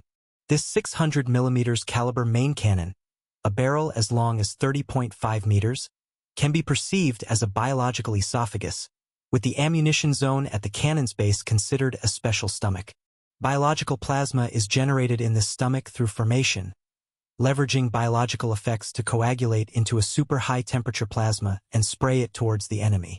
This super high-temperature plasma can easily penetrate air and melt steel, relying not on kinetic energy or gunpowder explosion for damage, but on extreme high temperatures to melt everything. Additionally, the flying speed of biological plasma reaches several dozens of Mach times, with normal power range extending up to 500 kilometers, and utmost range hitting beyond 2,000 kilometers. However, due to air effects and accuracy issues, power gets mitigated to a certain extent at extreme distances, optimizing the supercannon's power within a 500 to 1,000 kilometer range. And this is the trump card for the JECA group, aiming to replace the carrier's dominance, an old general returning to Jianghu with a new style battleship. This first booming shot of the giant cannon is the Yuan Shou's roar, announcing to the world that your battleship grandfather is back. The sudden sinking of the Chuyun was like a thunderclap. Witnessing all this, many Japanese warships were still at a loss, as they saw the enormous battleship once again turning its guns. Turret number 2 ready, port side adjusted. Turret number 3 starboard ready, charging complete. All guns and combat systems activated, entering full war state. On the Yuan Shou battlecruiser, a series of combat commands were issued. Destroying the Chuyun was just the beginning. With the rotation of the 3 triple-mounted 600mm biological plasma cannons, the 1,000-ton turrets aimed at the Japanese destroyers and escort ships on the front and both sides. Fire! Accompanied by the fire commander's order, the battleship's main guns unleashed a dazzling blue glow. The biological plasma bombs shot out of the barrels at dozens of times the speed of sound. The high-temperature plasma energy shells looked like glowing, round balls, but when they hit a warship, they would burst instantly, releasing horrifying high-temperature energy and shock waves. Because the Yuan Shou battlecruiser suddenly appeared, surfacing in the midst of the Japanese naval fleet, the distance to the nearby Japanese warships was less than 10 kilometers for some, and for those farther away, not more than 50 kilometers. At this distance, not only the Yuan Shou battlecruiser, but even those antique battleships from World War II, were within their gun range. With advanced biological fire control radar and biological plasma cannons, at 50 kilometers not only was the Yuan Shou powerful, it was also accurate, hitting targets as easily as shooting fish in a barrel. Boom! A biological plasma bomb blasted into the Japanese Agano. This was a 3,000-ton escort ship, roughly a tenth the displacement of the Chuyun. Even the Chuyun couldn't withstand the biological plasma cannon, so one can imagine the fate of the Agano with its 10 times smaller stature upon being hit by one round. When the biological plasma bomb exploded, the Agano seemed like a soda can stuffed with a firecracker. The scene was extremely spectacular. After a deafening boom, the hull of the Agano was torn in half by the explosion, and with the secondary explosions from the ammunition depot, the tremendous power shattered the escort ship's bridge, sending the 127mm deck gun flying over 100 meters high. In less than half a minute, the Agano completely vanished in the ocean, leaving only a whirlpool on the surface, as if it never existed. Not only the escort ship suffered, but also destroyers, and even the Japanese helicopter carriers fell under the fierce shelling of the Yuansho. For instance, the 17,000-ton full-displacement Hinayama helicopter carrier. It was over 45 kilometers away from the Yuansho, but due to its large displacement, it was targeted by the Yuansho and hit by a biological plasma bomb. With one shot, the biological plasma bomb first entered the sea, boring through the hull of the Hinayama from below the waterline. Then an intense plasma explosion occurred, lifting the Hinayama out of the water with a shock wave, melting its keel with high heat and flipping it over. The Japanese Navy soldiers on it were like ants clinging desperately to the Hinayama until it completely capsized, with the deck slamming into the sea, submerging the struggling Japanese Navy soldiers into the water. The power of the 600mm biological plasma cannon was undoubtedly manifested in the battle, with very few warships able to withstand a single round. It should be noted that the Iowa-class battleship's 406mm main gun of World War II fired shells nearly a ton heavy, capable of blasting a crater 15 meters in diameter and 6 meters deep, with power exceeding even some modern anti-ship missiles. Such shells placed on modern warships would be unbearable for only a few, let alone the Yuansho battlecruiser's 600mm biological plasma cannon, whose power increases exponentially. The restriction on a battleship has never been the shell power, but the range and accuracy. In the face of destroyers using missiles as their primary attack method, battleships would sink not knowing where the enemy was, completely unable to respond to beyond visual range strikes, but this problem has been solved by the Yuansho. Therefore, when the Yuansho began to rampage, this destruction-class battleship genuinely demonstrated why it promotes itself as destruction-class, perfectly illustrating what is meant by caliber is justice, and more guns is truth. Its cannon firepower was really unparalleled, surpassing anti-ship missiles by a wide margin, delivering devastating blows with each bombardment to enemy warships.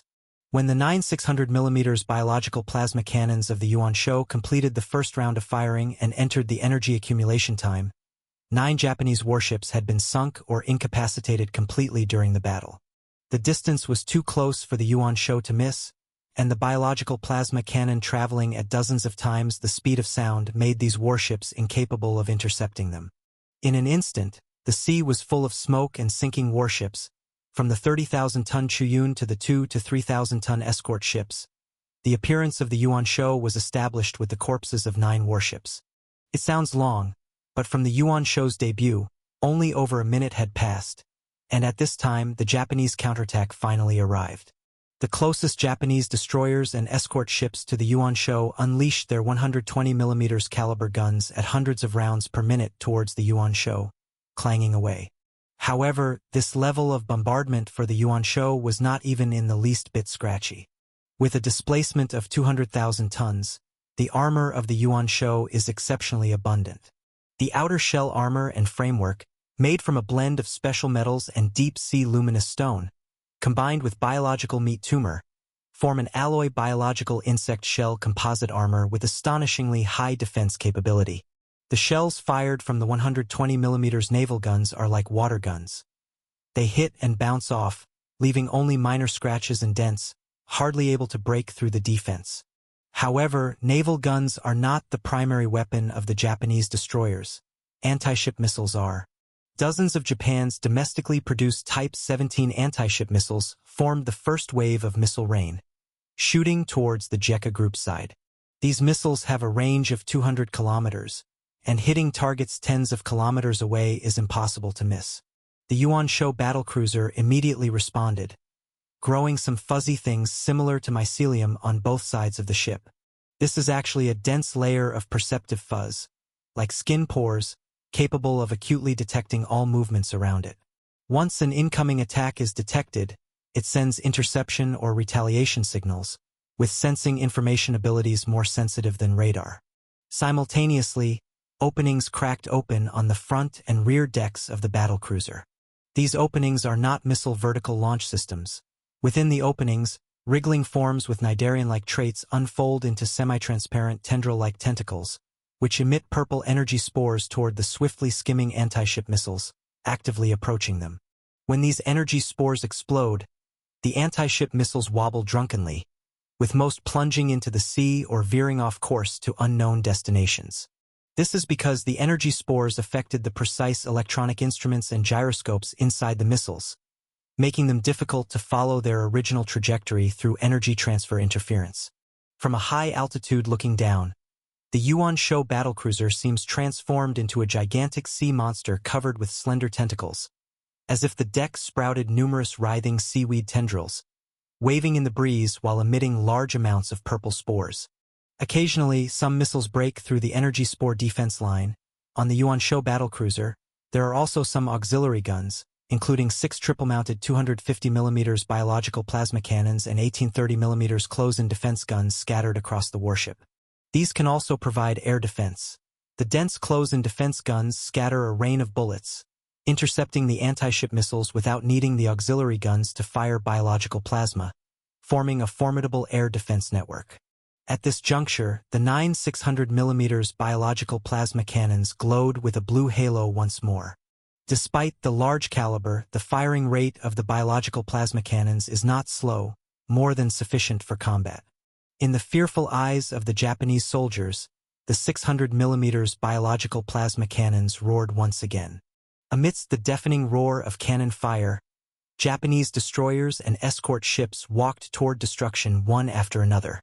Even the small-caliber biological plasma auxiliary guns on the Yuan Shou bloomed with fire. Though called small-caliber relative to the 600mm main cannons, the Yuan Shou's 250mm auxiliary cannons inflict terrifying damage on smaller tonnage warships. A 250mm biological plasma shell hits a Japanese escort ship, as if struck by an anti-ship missile, causing thick smoke to billow, ripping the ship's hull and beginning to flood with seawater. Subsequent 250mm auxiliary cannon shots finish the escort ship, successfully sending it away. Not just on the surface, on both sides of the Yuan Shou, individual anti-submarine rocket deep bombs fire, exploding after entering the sea. As the flash of fire appears underwater, Japanese submarines hiding to launch torpedoes for a sneak attack are blown out of the water, often directly sinking to the ocean floor, to be buried forever. Accompanied by the roaring Yuan Shou battlecruiser, one by one, Japanese warships become nothing more than background. Under the terrifying power of the biological plasma cannons, they're either sinking or on the path to sinking. Why are the anti-ship missiles ineffective? How is the defense capability so abnormal? Oh, what is this monstrous warship? Amaterasu, are you punishing your people? What did we do wrong to encounter such an enemy? The ship is listing, unable to save. Everyone abandon the ship and escape. Repeat. We're doomed. We're all going to die here. Goodbye, Mom. Under the Yuan Shou's devastating bombardment, Japan's fleet of 4 helicopter carriers, 24 destroyers, 15 escort ships, 6 conventional submarines, and 5 supply ships, seemingly a large fleet, appeared weak and helpless against the Yuan Shou, subjected to pinpoint explosions, with the combat power disparity being on an entirely different level. In terms of quantity, it seemed like the Japanese warships were ganging up on the Yuan Shou, but in truth, it was the Yuan Shou brutally abusing the Japanese fleet. As the Japanese warships continually sank, the situation had already spread throughout the Roosevelt carrier battle group. Upon hearing the news, Sigmund was aghast. Watching the footage switched from satellites and early warning aircraft of the Yuan Shou, more than 500 meters in size with absurdly large super guns, made his scalp go numb and filled him with disbelief. What kind of joke is this? That a battleship can carry such power? Sigmund stared foolishly, never having imagined the JECA group would bring out a battleship, a weapon considered obsolete, yet making it play an unforeseen role. The dense air defense firepower and black technology of biological plasma cannons left him utterly astounded. This must be the JECA Group's secret weapon. They are truly masters at hiding it. Chief of Staff Randall wore a grim expression. The sudden appearance of the Yuan Shou completely disrupted all their arrangements. We can't continue like this. We must first deal with this battlecruiser, or we too will suffer. Orders: recall all deployed aircraft, and gather fighter jets from all air bases across the Ryukyu Islands immediately, prioritizing sinking this battlecruiser.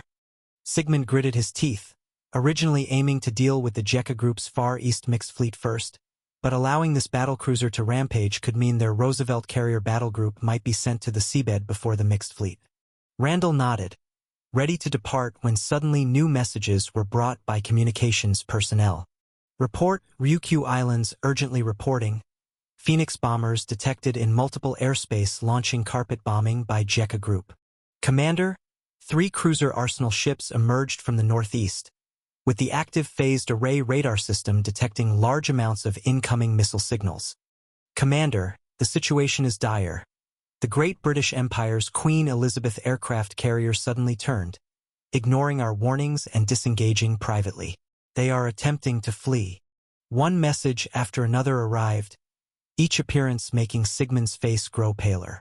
Upon hearing of Great Britain's betrayal and their dash for escape, he could no longer contain his inner rage. Fake, those bastard gentlemen. How dare they? How dare they desert? Falsely calling themselves the Royal Navy, disgracing the royal face entirely. Sigmund was vexed, his features twisted. It had always been them in the beautiful country selling out allies, yet this time Great Britain sold them out.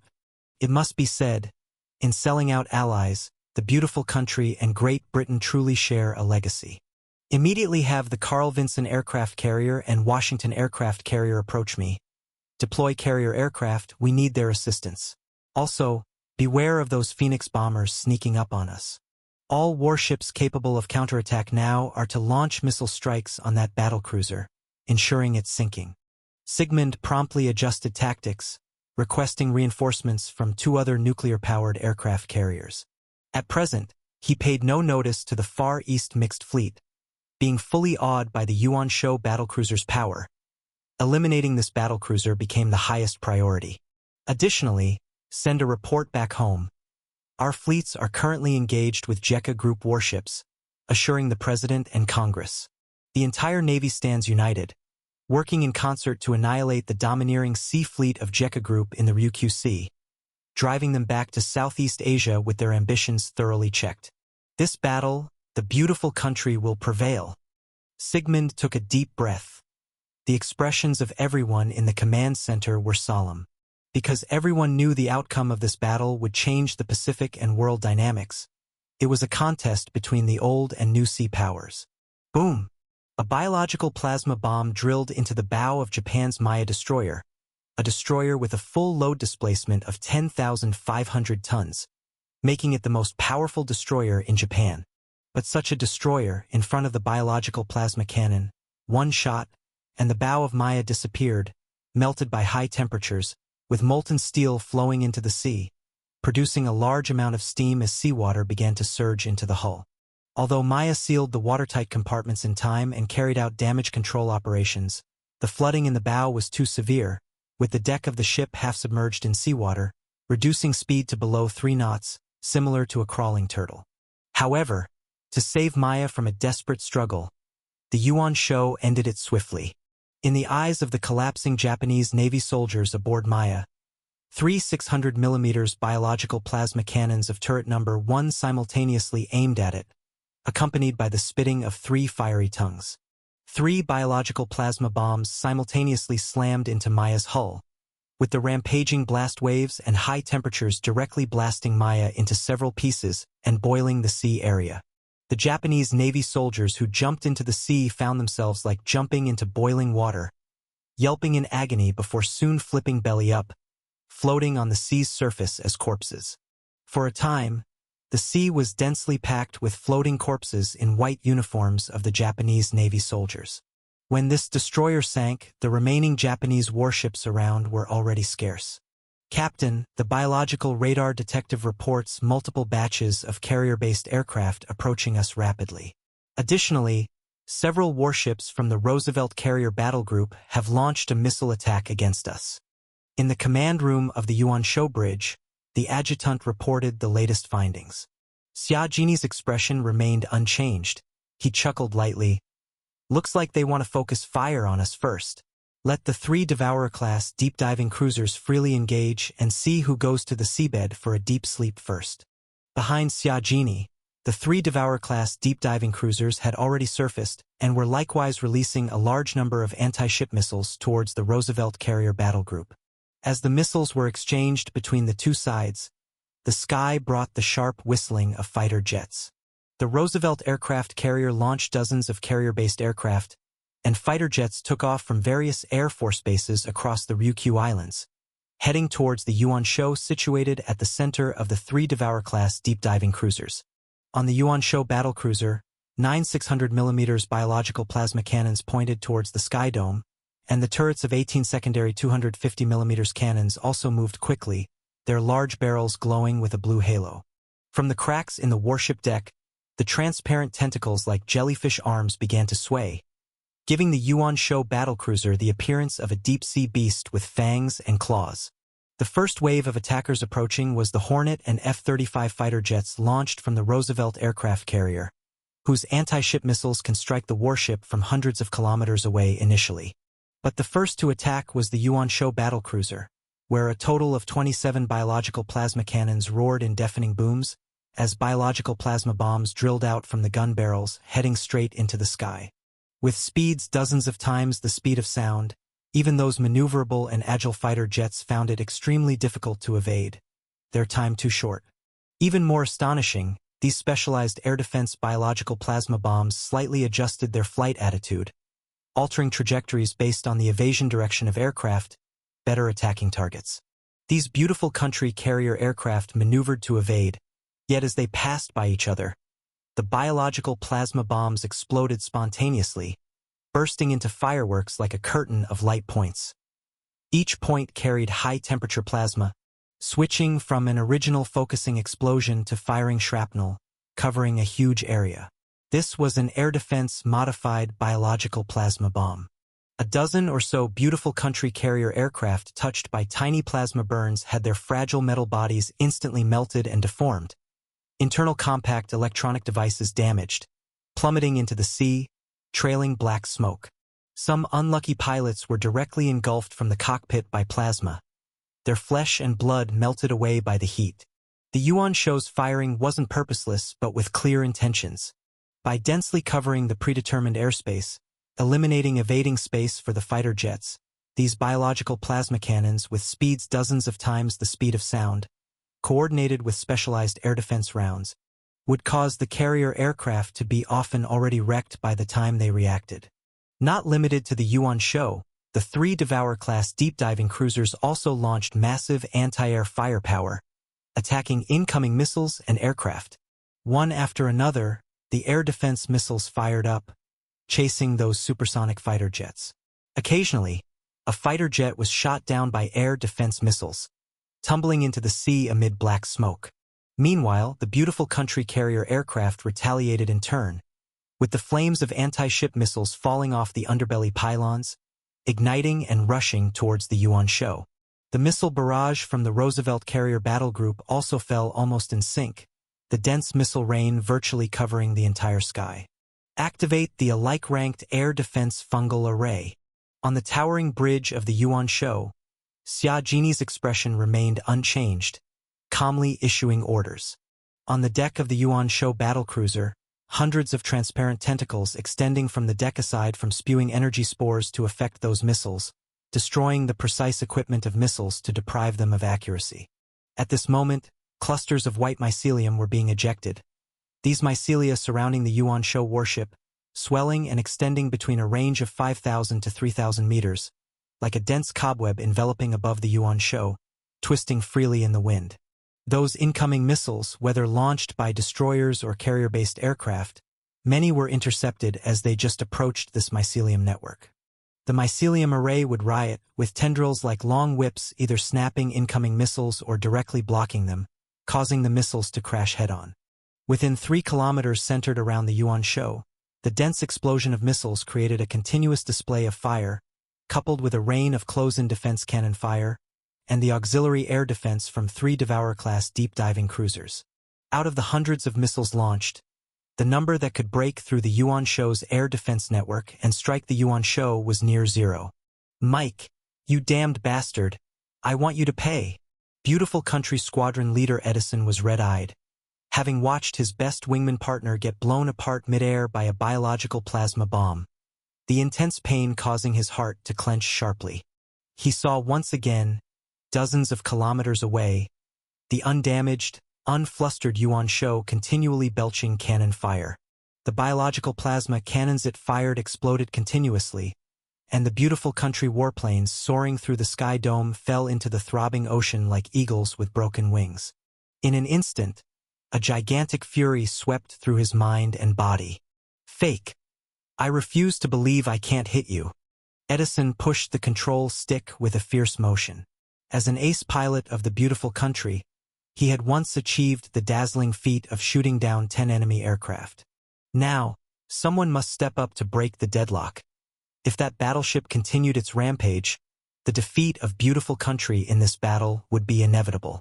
With the F-35 fighter beneath him boosting, the engine vibrated intensely, and Edison piloted the fighter like a diving Eagle Hawk toward the Yuanshou battlecruiser. "Squadron leader, cover the squadron leader. Fight this monster battleship. Squadron leader, you must win." Nearby Beautiful Country carrier aircraft noticed Edison's bold move, their spirit infected by his audacity. Many threw themselves into protecting him, resulting in their own mid-air disintegration. Under the sacrificial cover by his teammates, Edison fortuitously avoided being affected by the explosions of biological plasma amid the plasma fire. Upon approaching the mycelium protection circle, he deftly maneuvered the aircraft up and down, transforming into a nimble Swift, dodging the densely lashing layers of mycelium. The aircraft successfully penetrated from a close-in defense cannon's air defense gap, simultaneously deploying 2 anti-ship missiles, successfully hitting the Yuanshou battlecruiser. Boom! Boom! 2 consecutive explosions were heard. 1 anti-ship missile struck the Yuanshou battlecruiser's 600mm triple-mounted gun turret. The protection here was second only to the command tower and energy storage ammunition area, with the gun turret's alloy biological composite armor thickness exceeding 700mm. When the anti-ship missile landed, it didn't budge the turret at all. As the explosion smoke was blown away by the sea breeze, the gun turret was merely blackened. The explosion area showed small sunken white marks, and no other damage was done. The entire turret continued to fire furiously, shelling the sky dome, shooting down the carrier aircraft flying about like flies. Another anti-ship missile landed on the Yuanshou deck, the deck's horizontal armor being 380mm thick. When the anti-ship missile with hundreds of kilograms of explosives detonated, the deck vibrated violently, the shockwave and explosive kinetic energy absorbed layer by layer, only blasting a small hole less than 2 meters wide. This wound was of little consequence to the Yuanshou, which was 541.1 meters long and 79.5 meters wide. Even at the missile-made gap, the stacked layers of meat tumors wriggled rapidly, absorbing most of the blast force and swiftly filling the gap, with the missile fragments being pushed out by the meat tumor like a living warship with its own life force. Edison's excited look of success froze on his face. He considered that even if his 2 anti-ship missiles couldn't heavily damage the Yuanshou, they should at least weaken some of its firepower output. Yet the Yuanshou remained utterly unaffected. How can this be? Is this battleship made of steel or biological? Edison was visibly agitated, unable to accept that the opportunity gained at the cost of several fighter sacrifices had no impact on the Yuanshou. The countless meat tumors hidden beneath the Yuanshou deck, filling the explosion-created gaps, seemed to be mocking his inadequacy. But Edison no longer had a chance to launch a new attack because a 250mm biological plasma cannon had aimed at him. The distance between them was only a few kilometers, allowing Edison no time to react. A flash from the cannon muzzle was seen, and the biological plasma cannon shattered Edison along with his aircraft into countless pieces at several times the speed of sound. In the face of a dense assault of aircraft and missile rain, The Yuanshou's defenses were not airtight, yet the Yuanshou relied on its robust construction and powerful guns, thick armor, and self-healing ability to withstand all damages. Simultaneously high in resilience and stunning in endurance, its combat strength was minimally diminished. Dozens of carrier-based aircraft and over 100 fighters launched from the Ryukyu Islands were unable to take on the thick hide of the Yuanshou and were shot down like targets by the biological plasma cannons on the spot. Standard air defense missiles travel at multiple speeds of sound, while the biological plasma cannons travel at several tens of speeds of sound, along with specialized anti-air shrapnel with an incredible range of damage per shot, making it extremely difficult for fighters to withstand. The visible number of aircraft in the sky was reducing, becoming even less of a threat to the Yuanshou. All main guns aim at 2-1-0 target, Roosevelt aircraft carrier. Xia Jini, seeing no further threat from the aircraft, chose to set his sights on the Roosevelt aircraft carrier. Number 1 turret aimed. Number 2 turret aimed. Number 3 turret aimed. Quickly, as the Yuanshou battlecruiser turned and aimed its side toward the Roosevelt aircraft carrier, 9 600mm main guns fired simultaneously, the fierce recoil stirring the sea as the Yuanshou shifted several meters sideways. This was the Yuanshou's first full salvo, targeting nearly 200 kilometers away at the Roosevelt aircraft carrier. In less than 10 seconds, several hundred-meter-high steam plumes suddenly rose around the Roosevelt aircraft carrier, the seawater evaporating into white steam from the biological plasma cannon's high heat. The Roosevelt carrier was simultaneously hit by 5 biological plasma cannons.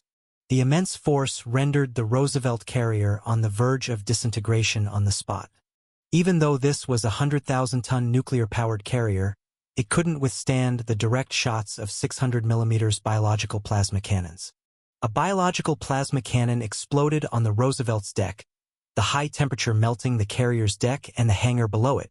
The dripping molten steel formed a rainwork, as many beautiful country ground crew soldiers working there got splashed with the high-temperature molten steel, emitting the smell of barbecue, causing ground crew members to collapse and roll in agony.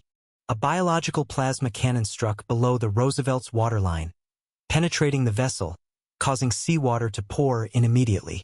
However, modern carriers use numerous watertight compartments, autonomously controlled by computers, and have excellent anti-sinking capabilities against seawater inflow. The Roosevelt carrier merely slowed down, without any threat of sinking from water ingress. The real fatal blow to the Roosevelt was 3 biological plasma bombs landing near its aft bridge. The 3 bombs struck so close that the Roosevelt carrier was torn apart, its hull split open, and the entire rear of the carrier burned and broke, lifting its bow high out of the water and rendering it utterly combat ineffective. To add insult to injury, the heat from the biological plasma cannons melted the thick steel plates of the aircraft carrier's ammunition depot, rendering fire doors ineffective as they twisted. The molten steel and high heat swept into the ammunition depot, detonating thousands of tons of munitions supplied for carrier aircraft. Boom! Boom! Boom! Boom! Boom! The Roosevelt carrier erupted with brilliant flames, dense smoke billowing thousands of meters high, and the massive hull completely disintegrated. No warship can withstand the detonation of an ammunition depot, and carriers are no exception. In just a few minutes, the Roosevelt aircraft carrier completely sank into the sea, with only 43 survivors from the 3,102 crew members, 2825 aviation personnel, and 72 Marines. Multiple advanced military officers, including Fleet Commander Sigmund, all perished. This nuclear-powered aircraft carrier, built in 1986, now lay buried at sea, marking the Yuanshou battlecruiser's first sunk carrier. At the same time, it signified a shift in the Blue Star world structure, with a new marine hegemon emerging. The sinking of the Roosevelt carrier was like a signal, a symbol of a fleet's destruction. The warships from various countries that were fighting alongside the Roosevelt carrier were all utterly shocked, though this did not include the British Empire, as their Queen Elizabeth aircraft carrier had already fled. The aircraft carrier was the core of the beautiful country fleet, and now that the core itself had been struck down, it significantly impacted the confidence and morale of the beautiful country fleet. Yet, the JECA group did not give these enemy ships any chance to catch their breath. Soon, more biological plasma cannon strikes rained down. The damage that even a 100,000-ton nuclear-powered aircraft carrier could not withstand, other warships would certainly not be an exception. With each biological plasma cannon explosion, another warship worth hundreds of millions of US dollars sank, countless crew members buried at sea. And the 3 Devourer-class deep-diving cruisers also launched a massive barrage of anti-ship missiles, finishing off the already chaotic Roosevelt carrier battle group, accelerating its demise. Under such fierce bombardment, the warships of the Roosevelt carrier battle group were destroyed one after another, the number of ships visibly decreasing. Including the beautiful country fighter jets in the sky, they too realized the tide had turned. Unable to breach the dense and abnormal anti-air firepower network of the Yuan Shou, continuing to fight would be pointless suicide, their resolve for a desperate battle deflating like a punctured balloon. These fighter jets chose to flee en masse. But what left these beautiful country fighter pilots in despair was that due to the carpet bombing of the Ryukyu Islands airbase by the Luanyang Airspace Strategic Bomber, they had no home to return to. Those carrier-based aircraft were even worse off. They had no home at all. With the Roosevelt carrier bombed and sunk, they were like a group of orphans, not knowing where to fly. Many pilots ran out of fuel without finding an emergency landing spot, forced to watch as their aircraft ran out of fuel and plummeted into the sea. With the sinking of the Roosevelt carrier, the beautiful country fleet fell apart completely, one warship after another turned to retreat. However, the Yuan Shou battlecruisers' range far exceeded their imagination. No matter how fast their ships were, they only reached speeds of dozens of knots. Confronted by the biological plasma cannon traveling at tens of times the speed of sound, this escape was entirely futile. It was like how battleships of the past were powerless against aircraft carriers. Being detected was practically equivalent to being destroyed. Escaping was an impossible success. One by one, the beautiful country, Japan, and South Korean escort ships and destroyers were blasted into the sea by the biological plasma cannon. Even the British Empire's Queen Elizabeth aircraft carrier, having fled first, did not escape the fate of death. The British Empire, to rally for the beautiful country, had deployed the Queen Elizabeth aircraft carrier along with 2 destroyers. At this moment, the 2 destroyers were successively blasted into scrap by the biological plasma, leaving only the lone aircraft carrier. On the Queen Elizabeth's bridge, Captain Ingram, dressed in immaculate military attire and wearing a neat cap, holding his command saber, gazed at the endless sea below. It seemed as if, through the vast ocean, he saw the massive invincible battlecruiser 200 kilometers away. Who would have thought battleships would see a day of glory return? But alas, the pioneers are no longer our Royal Navy. Ingram looked forlorn. During the era of the sun-never-setting empire, the Royal Navy of the British Empire was synonymous with battleships, leading the development of the battleship era. From ironclads to pre-dreadnoughts to dreadnoughts, the British Empire, with its giant ships and big guns, one battleship after another, created a brilliant record for battleships. Those battleships once sailing in the oceans were the pride of the British Empire. But ultimately, the predominant position of battleships was overtaken by aircraft carriers. Even the British Empire itself had completely abandoned these outdated relics. Seeing the unprecedented super battleship built anew by the JECA Group, once again revolutionizing naval warfare, Ingram couldn't help but feel a mix of emotions. He was deeply envious. If such battleships appeared in the British Empire, how wonderful it would be, not to mention restoring the world dominator status of the sun-never-setting era. It would also greatly enhance the British Empire's international standing, leading the global development of warship construction, just like the advent of dreadnoughts, sparking a craze for giant ships and big guns. Order. All ship's soldiers abandon the ship. Open the sea valves. Ingram commanded to his deputy, yet he himself showed no signs of moving. Captain, what about you? The deputy already had a premonition, realizing the Queen Elizabeth couldn't escape the sanctions of that battleship, and that only by abandoning the ship as soon as possible could casualties be minimized. I will stay with my ship till the end. Moreover, someone has to take responsibility for this defeat. Ingram shook his head, showing no intention of leaving, nor of surrendering to the JECA Group. Even though everyone knew that raising the white flag and surrendering to the JECA group would spare their lives, no one would do so, because they were the Navy, and the Navy was different from the Army. Not only was surrendering unthinkable, even being captured was an unacceptable disgrace. In times of defeat, while the Army might find surrender somewhat disgraceful, many would choose to raise the white flag, especially in Western society, where surrendering was not considered shameful. The Navy's primary characteristic was its unity as a whole. Unlike the Army or Air Force, it must be treated as an integrated entity. On land, an army's main fighting strength lies in its soldiers. No matter how fierce the combat, as long as the soldiers remain, the war can continue.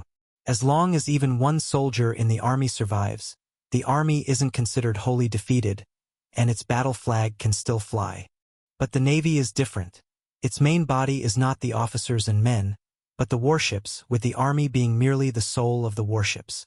Once an admiral or ship captain of a naval fleet orders to lower the commander's flag, it is not the individual who surrenders, but the warship or even the entire fleet.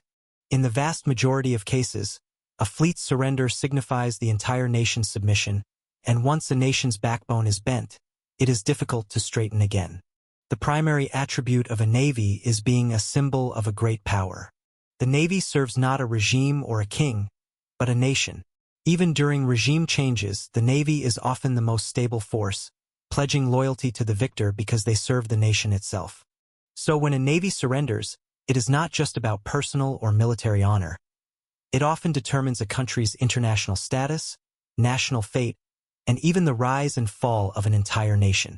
Unless the entire country surrenders or a supreme commander orders it, a fleet will not choose to surrender on its own. To date, there have been more than 20 national-level large fleets worldwide, and without exception, none have records of surrender. Even when heavily besieged, warships lose combat capability, and all ammunition and fuel are exhausted, the majority of naval officers and men will choose to scuttle or destroy their ships to avoid being captured by enemy forces. Therefore, when a fleet enters a desperate situation and loses hope of victory or retreat, it does not matter if the officers escape or die for their country. The crucial thing is that the warship must not be captured, let alone surrendered. This is also Ingram's choice now, representing the Royal Navy's last dignity, preferring to sink to the bottom of the sea than to surrender. "General, take care." The deputy commander, with reddened eyes, bowed to Ingram, cradled the ship's mascot cat, and walked out of the bridge command room, gently closing the door. The Queen Elizabeth aircraft carrier was in chaos, with sailors dressed in orange life vests and lifeboats filled with crowded naval personnel everywhere. More sailors fell into the sea during their escape, swept away by the waves, mostly in vain cries for help, with no time for rescue now. The Queen Elizabeth aircraft carrier had opened the scuttling valves, with seawater rushing into the compartments. If it could sink itself to the bottom of the sea, it would already be a good ending for the Queen Elizabeth aircraft carrier. However, perfect outcomes are rare, and the Yuan Shou would not let the Queen Elizabeth aircraft carrier exit gracefully. Amidst another round of volleys from the Yuan Shou, 9 biological plasma bombs roared in. In his final moments, Ingram watched the fiery explosion of the warship, with only one last, unspoken thought in his mind. "Beautiful country, you've made us suffer so greatly." In an instant, the Queen Elizabeth aircraft carrier was hit by 3 biological plasma bombs. This 60,000-ton aircraft carrier did not struggle for long before splitting in two and disappearing into the sea. The other warships faced the same fate. In the face of absolute power, escape and struggle were futile. More warships chose to launch all anti-ship missiles at the Yuan Shou, hoping for a miracle. But a miracle is called a miracle because it's extremely unlikely, and the power of the Yuan Shou could not be shaken by their dying struggles. One by one, warships sank into the sea, forging the Yuan Shou's formidable reputation, until all warships of the Roosevelt Carrier Battle Group either sank into the sea or were in the process of sinking. Finally, as the smoke of the 600mm naval guns on the Yuan Shou dispersed, the flames and smoke of war ceased in the Ryukyu Sea and nearby areas. However, the Yuan Shou's battle was far from over, as it had already set its sights on 2 other beautiful country aircraft carriers, the Washington and the Carl Vinson. Both aircraft carriers had received messages from the Roosevelt carrier, speeding to provide support. Among them, the Carl Vinson aircraft carrier was 700 kilometers away from the Yuan Shou, launching dozens of carrier-based aircraft.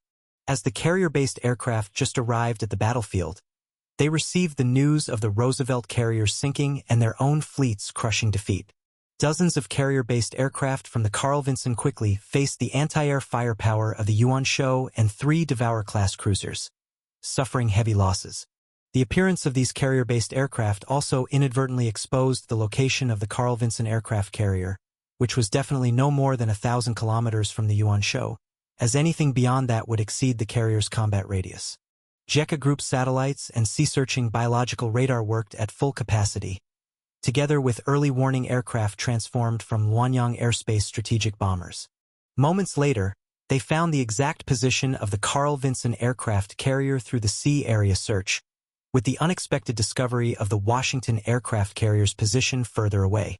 At a distance of 700 kilometers, the Yuan Shou fired upon the Carl Vinson, beyond the range of most anti-ship missiles. At a slightly further distance, the Yuan Shou's artillery accuracy decreased, with the plasma bombs affected by air currents. It took until the third round of volleys for an accurate hit, but the powerful impact of the plasma bombs compensated for it. When the biological plasma bomb exploded on the Carl Vinson, it directly melted a hole nearly 20 meters in diameter into the carrier deck, rendering the remaining aircraft on the carrier unable to take off or land. Then, in the 4th and 5th rounds, as the biological radar corrected the artillery fire, the Yuan Shou's bombardment grew more precise, achieving consecutive hits. After the 8th volley of fire concluded, the Carl Vinson aircraft carrier was engulfed in a raging inferno. Its high-grade aviation fuel depot for carrier-based aircraft had been hit. Flames spread across the entire ship. Many soldiers turned into burning men, screaming miserably, running around wildly, and jumping into the sea. By the 9th volley, the Carl Vinson could no longer bear the burden, sinking into the sea while ablaze. The fire was still visible until it submerged completely, resembling an impressive flaming palace drifting towards the seabed. Meanwhile, the Washington carrier and its escort battleships, realizing the dire situation, quickly turned around and fled. Ultimately, at around 1,300 kilometers from the Yuan Shou, the Washington was struck by multiple volleys of biological plasma cannon fire, with one hit on the front deck. The ship billowed black smoke but managed to escape. Yuan Shou conserved its ammunition, having already achieved sufficient glory from the battle. After all, such continuous bombardment consumed significant spirit stone resources for the Yuan Shou. Could have been sunk, but there was no need. With the final roar of the 600mm naval cannon fading away into the ocean, the grand naval battle in the Ryukyu Sea came to an end. Looking around, smoke and mist shrouded the ocean surface, which lay in desolation. Fierce flames leaped across the waves. Leaking fuel dyed the sea blood red, with the burning fuel flames rolling unpredictably with the waves. The sunken warships were everywhere. Some hulls were half submerged, proud masts tilted into the sea. Some hulls capsized like dead fish with upturned bellies, finished off with torpedoes launched by the Devourer cruiser, sinking into the sea. Some were engulfed in flames, burned into hollow hulls, their bodies black as ink, drifting like ghost ships. Waves gently passed over the wreckage of trenches. Seagulls circled the floating corpses and remains of warships, making rustling sounds as if mourning these steel giants. A few surviving soldiers were rescued by the Devourer cruiser, standing blankly on the deck, watching their sunken ships. Many cried uncontrollably. Thus, in the Battle of the Ryukyu Sea, the JECA Group decisively broke the Navy fleet led by Beautiful Country, sinking the Roosevelt nuclear-powered aircraft carrier, Carl Vinson nuclear-powered aircraft carrier, severely damaging the Washington nuclear-powered aircraft carrier, and sinking one Ticonderoga-class missile cruiser, 5 Arleigh Burke-class destroyers. Sunk were Japan's 4 helicopter carriers and destroyers, 24 destroyers, 15 escort ships, and 4 conventional submarines. Sunk were South Korea's destroyers and escort ships, 8 in total, inherited the Great British Empire's Elizabeth-class aircraft carrier and 2 destroyers. Total tonnage of sunken warships exceeded 500,000 tons, with 231 aircraft shot down. A remarkably glorious and victorious triumph. After this battle, Beautiful Country utterly lost its sea dominance in the Western Pacific. Its naval warships were rendered useless. As the sun began to set, casting its glow upon the sea, the burning warships appeared dreamlike. The Yuan Shou battlecruiser sailed through the sea wind rife with smoke and saltiness. Its long horns sounded, paying tribute to the departed. Then the fleet turned and slowly submerged into the sea. Before leaving, however, they had already sent a wireless message of victory to the Supreme Leader, reporting the glad tidings, not disappointing the Supreme Leader's high expectations.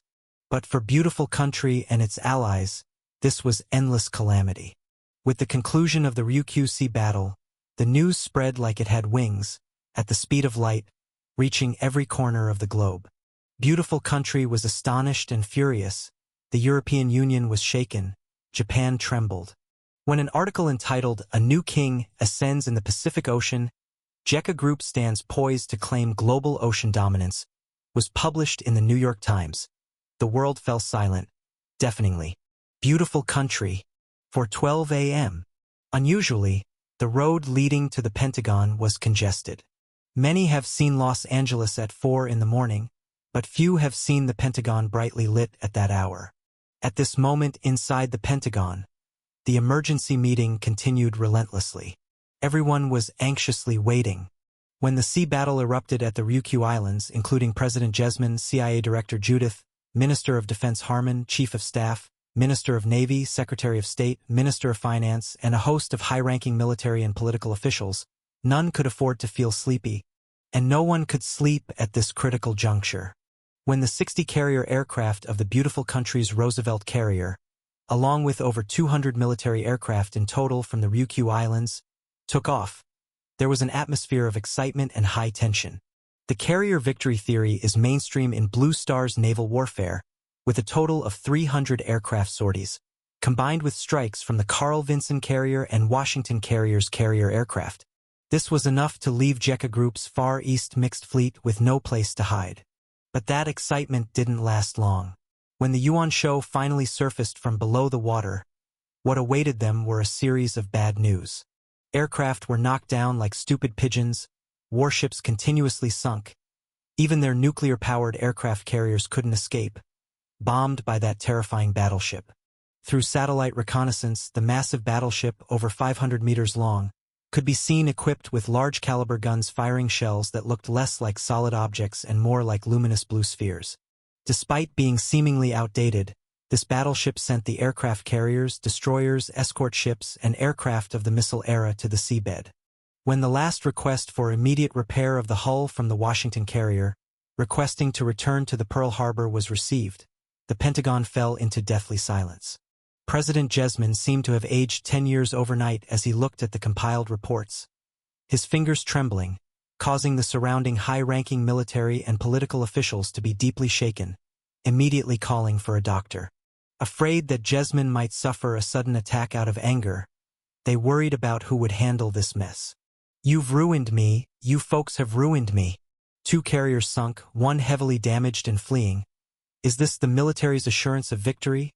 The answer you give me after going to war with JECA Group. After catching his breath again, Jesman was enraged, his face ashen, glaring at Minister of Defense Harmon and the group of military personnel, his eyes wishing to tear people apart. Aircraft carriers are the greatest military power for Beautiful Country to stir international affairs, appearing frequently in regional conflicts, intimidating other countries. Although the Beautiful Country Navy has other advanced maritime equipment, none could bring the supreme glory and prestigious achievements to the Beautiful Country Navy like aircraft carriers did. Among Beautiful Country people, nuclear-powered aircraft carriers are considered the most proud and honored national treasure. Thus, the sinking of nuclear-powered aircraft carriers not only heavily damaged Beautiful Country Navy's confidence but also significantly affected Beautiful Country's prestige, indicating that Beautiful Country Navy is not invincible. Even just one being sunk can greatly shake the position of world dominator held by Beautiful Country Navy, let alone being sunk 2 and injuring 1 this time. These immense casualties would inevitably lead the world to question if Beautiful Country Navy is still the strongest fleet globally. Simply put, the team has become difficult to lead.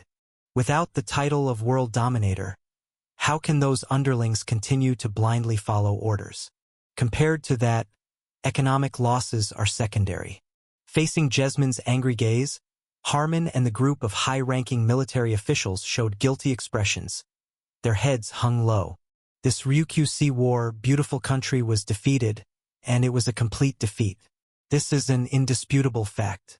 Now, major global media outlets are likely working overtime, creating headline news about the Ryukyu Sea's Beautiful Country's tragic defeat. By tomorrow morning, their embarrassing incident will be known worldwide.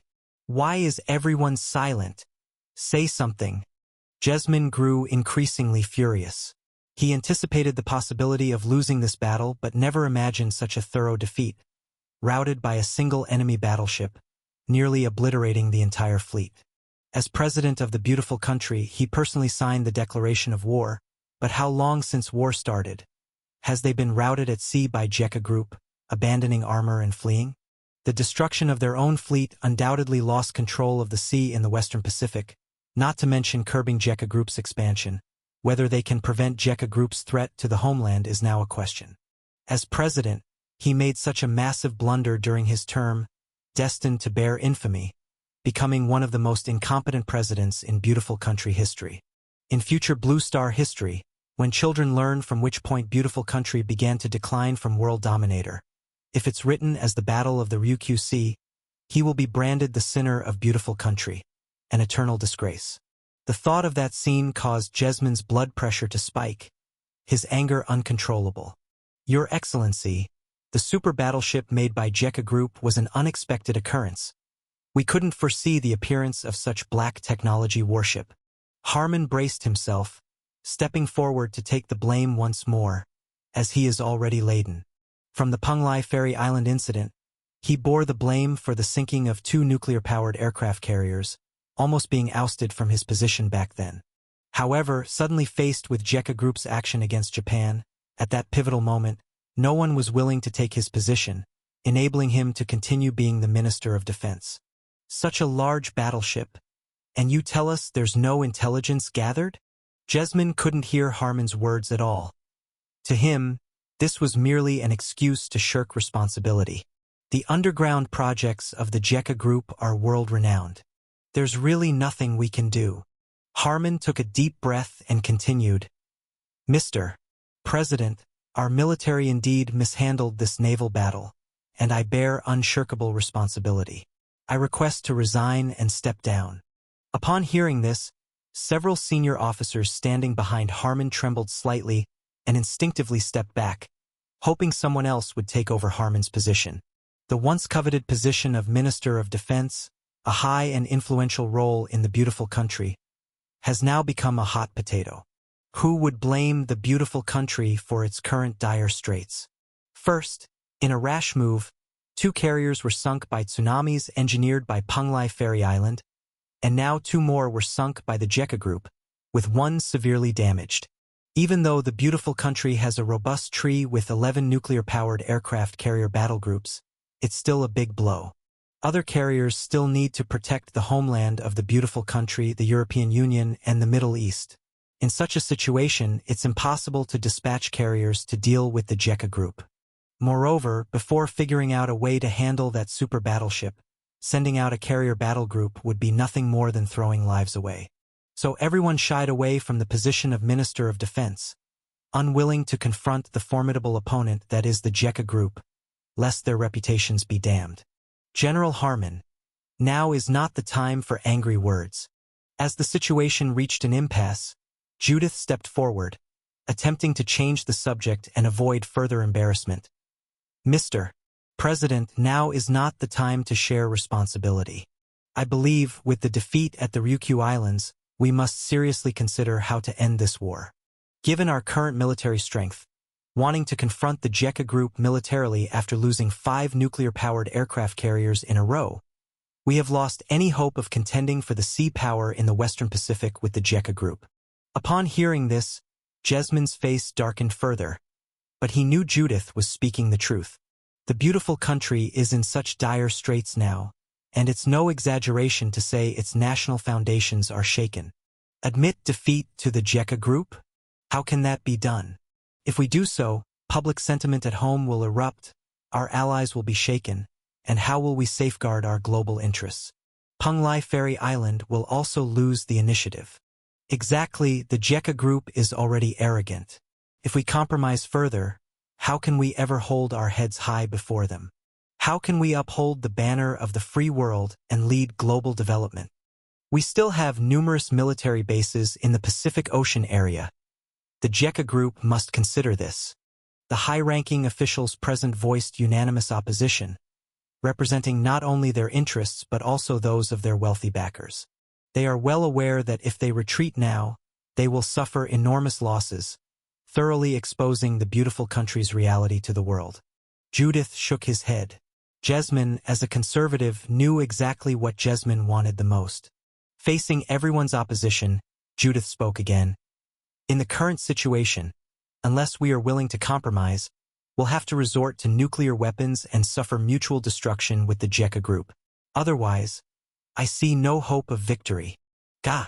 After hearing this, the room fell into silence, then erupted with even louder objections, more intense than before. Nuclear war. Impossible. This cannot be done. Bold of you, Judith. Do you want to destroy the beautiful country?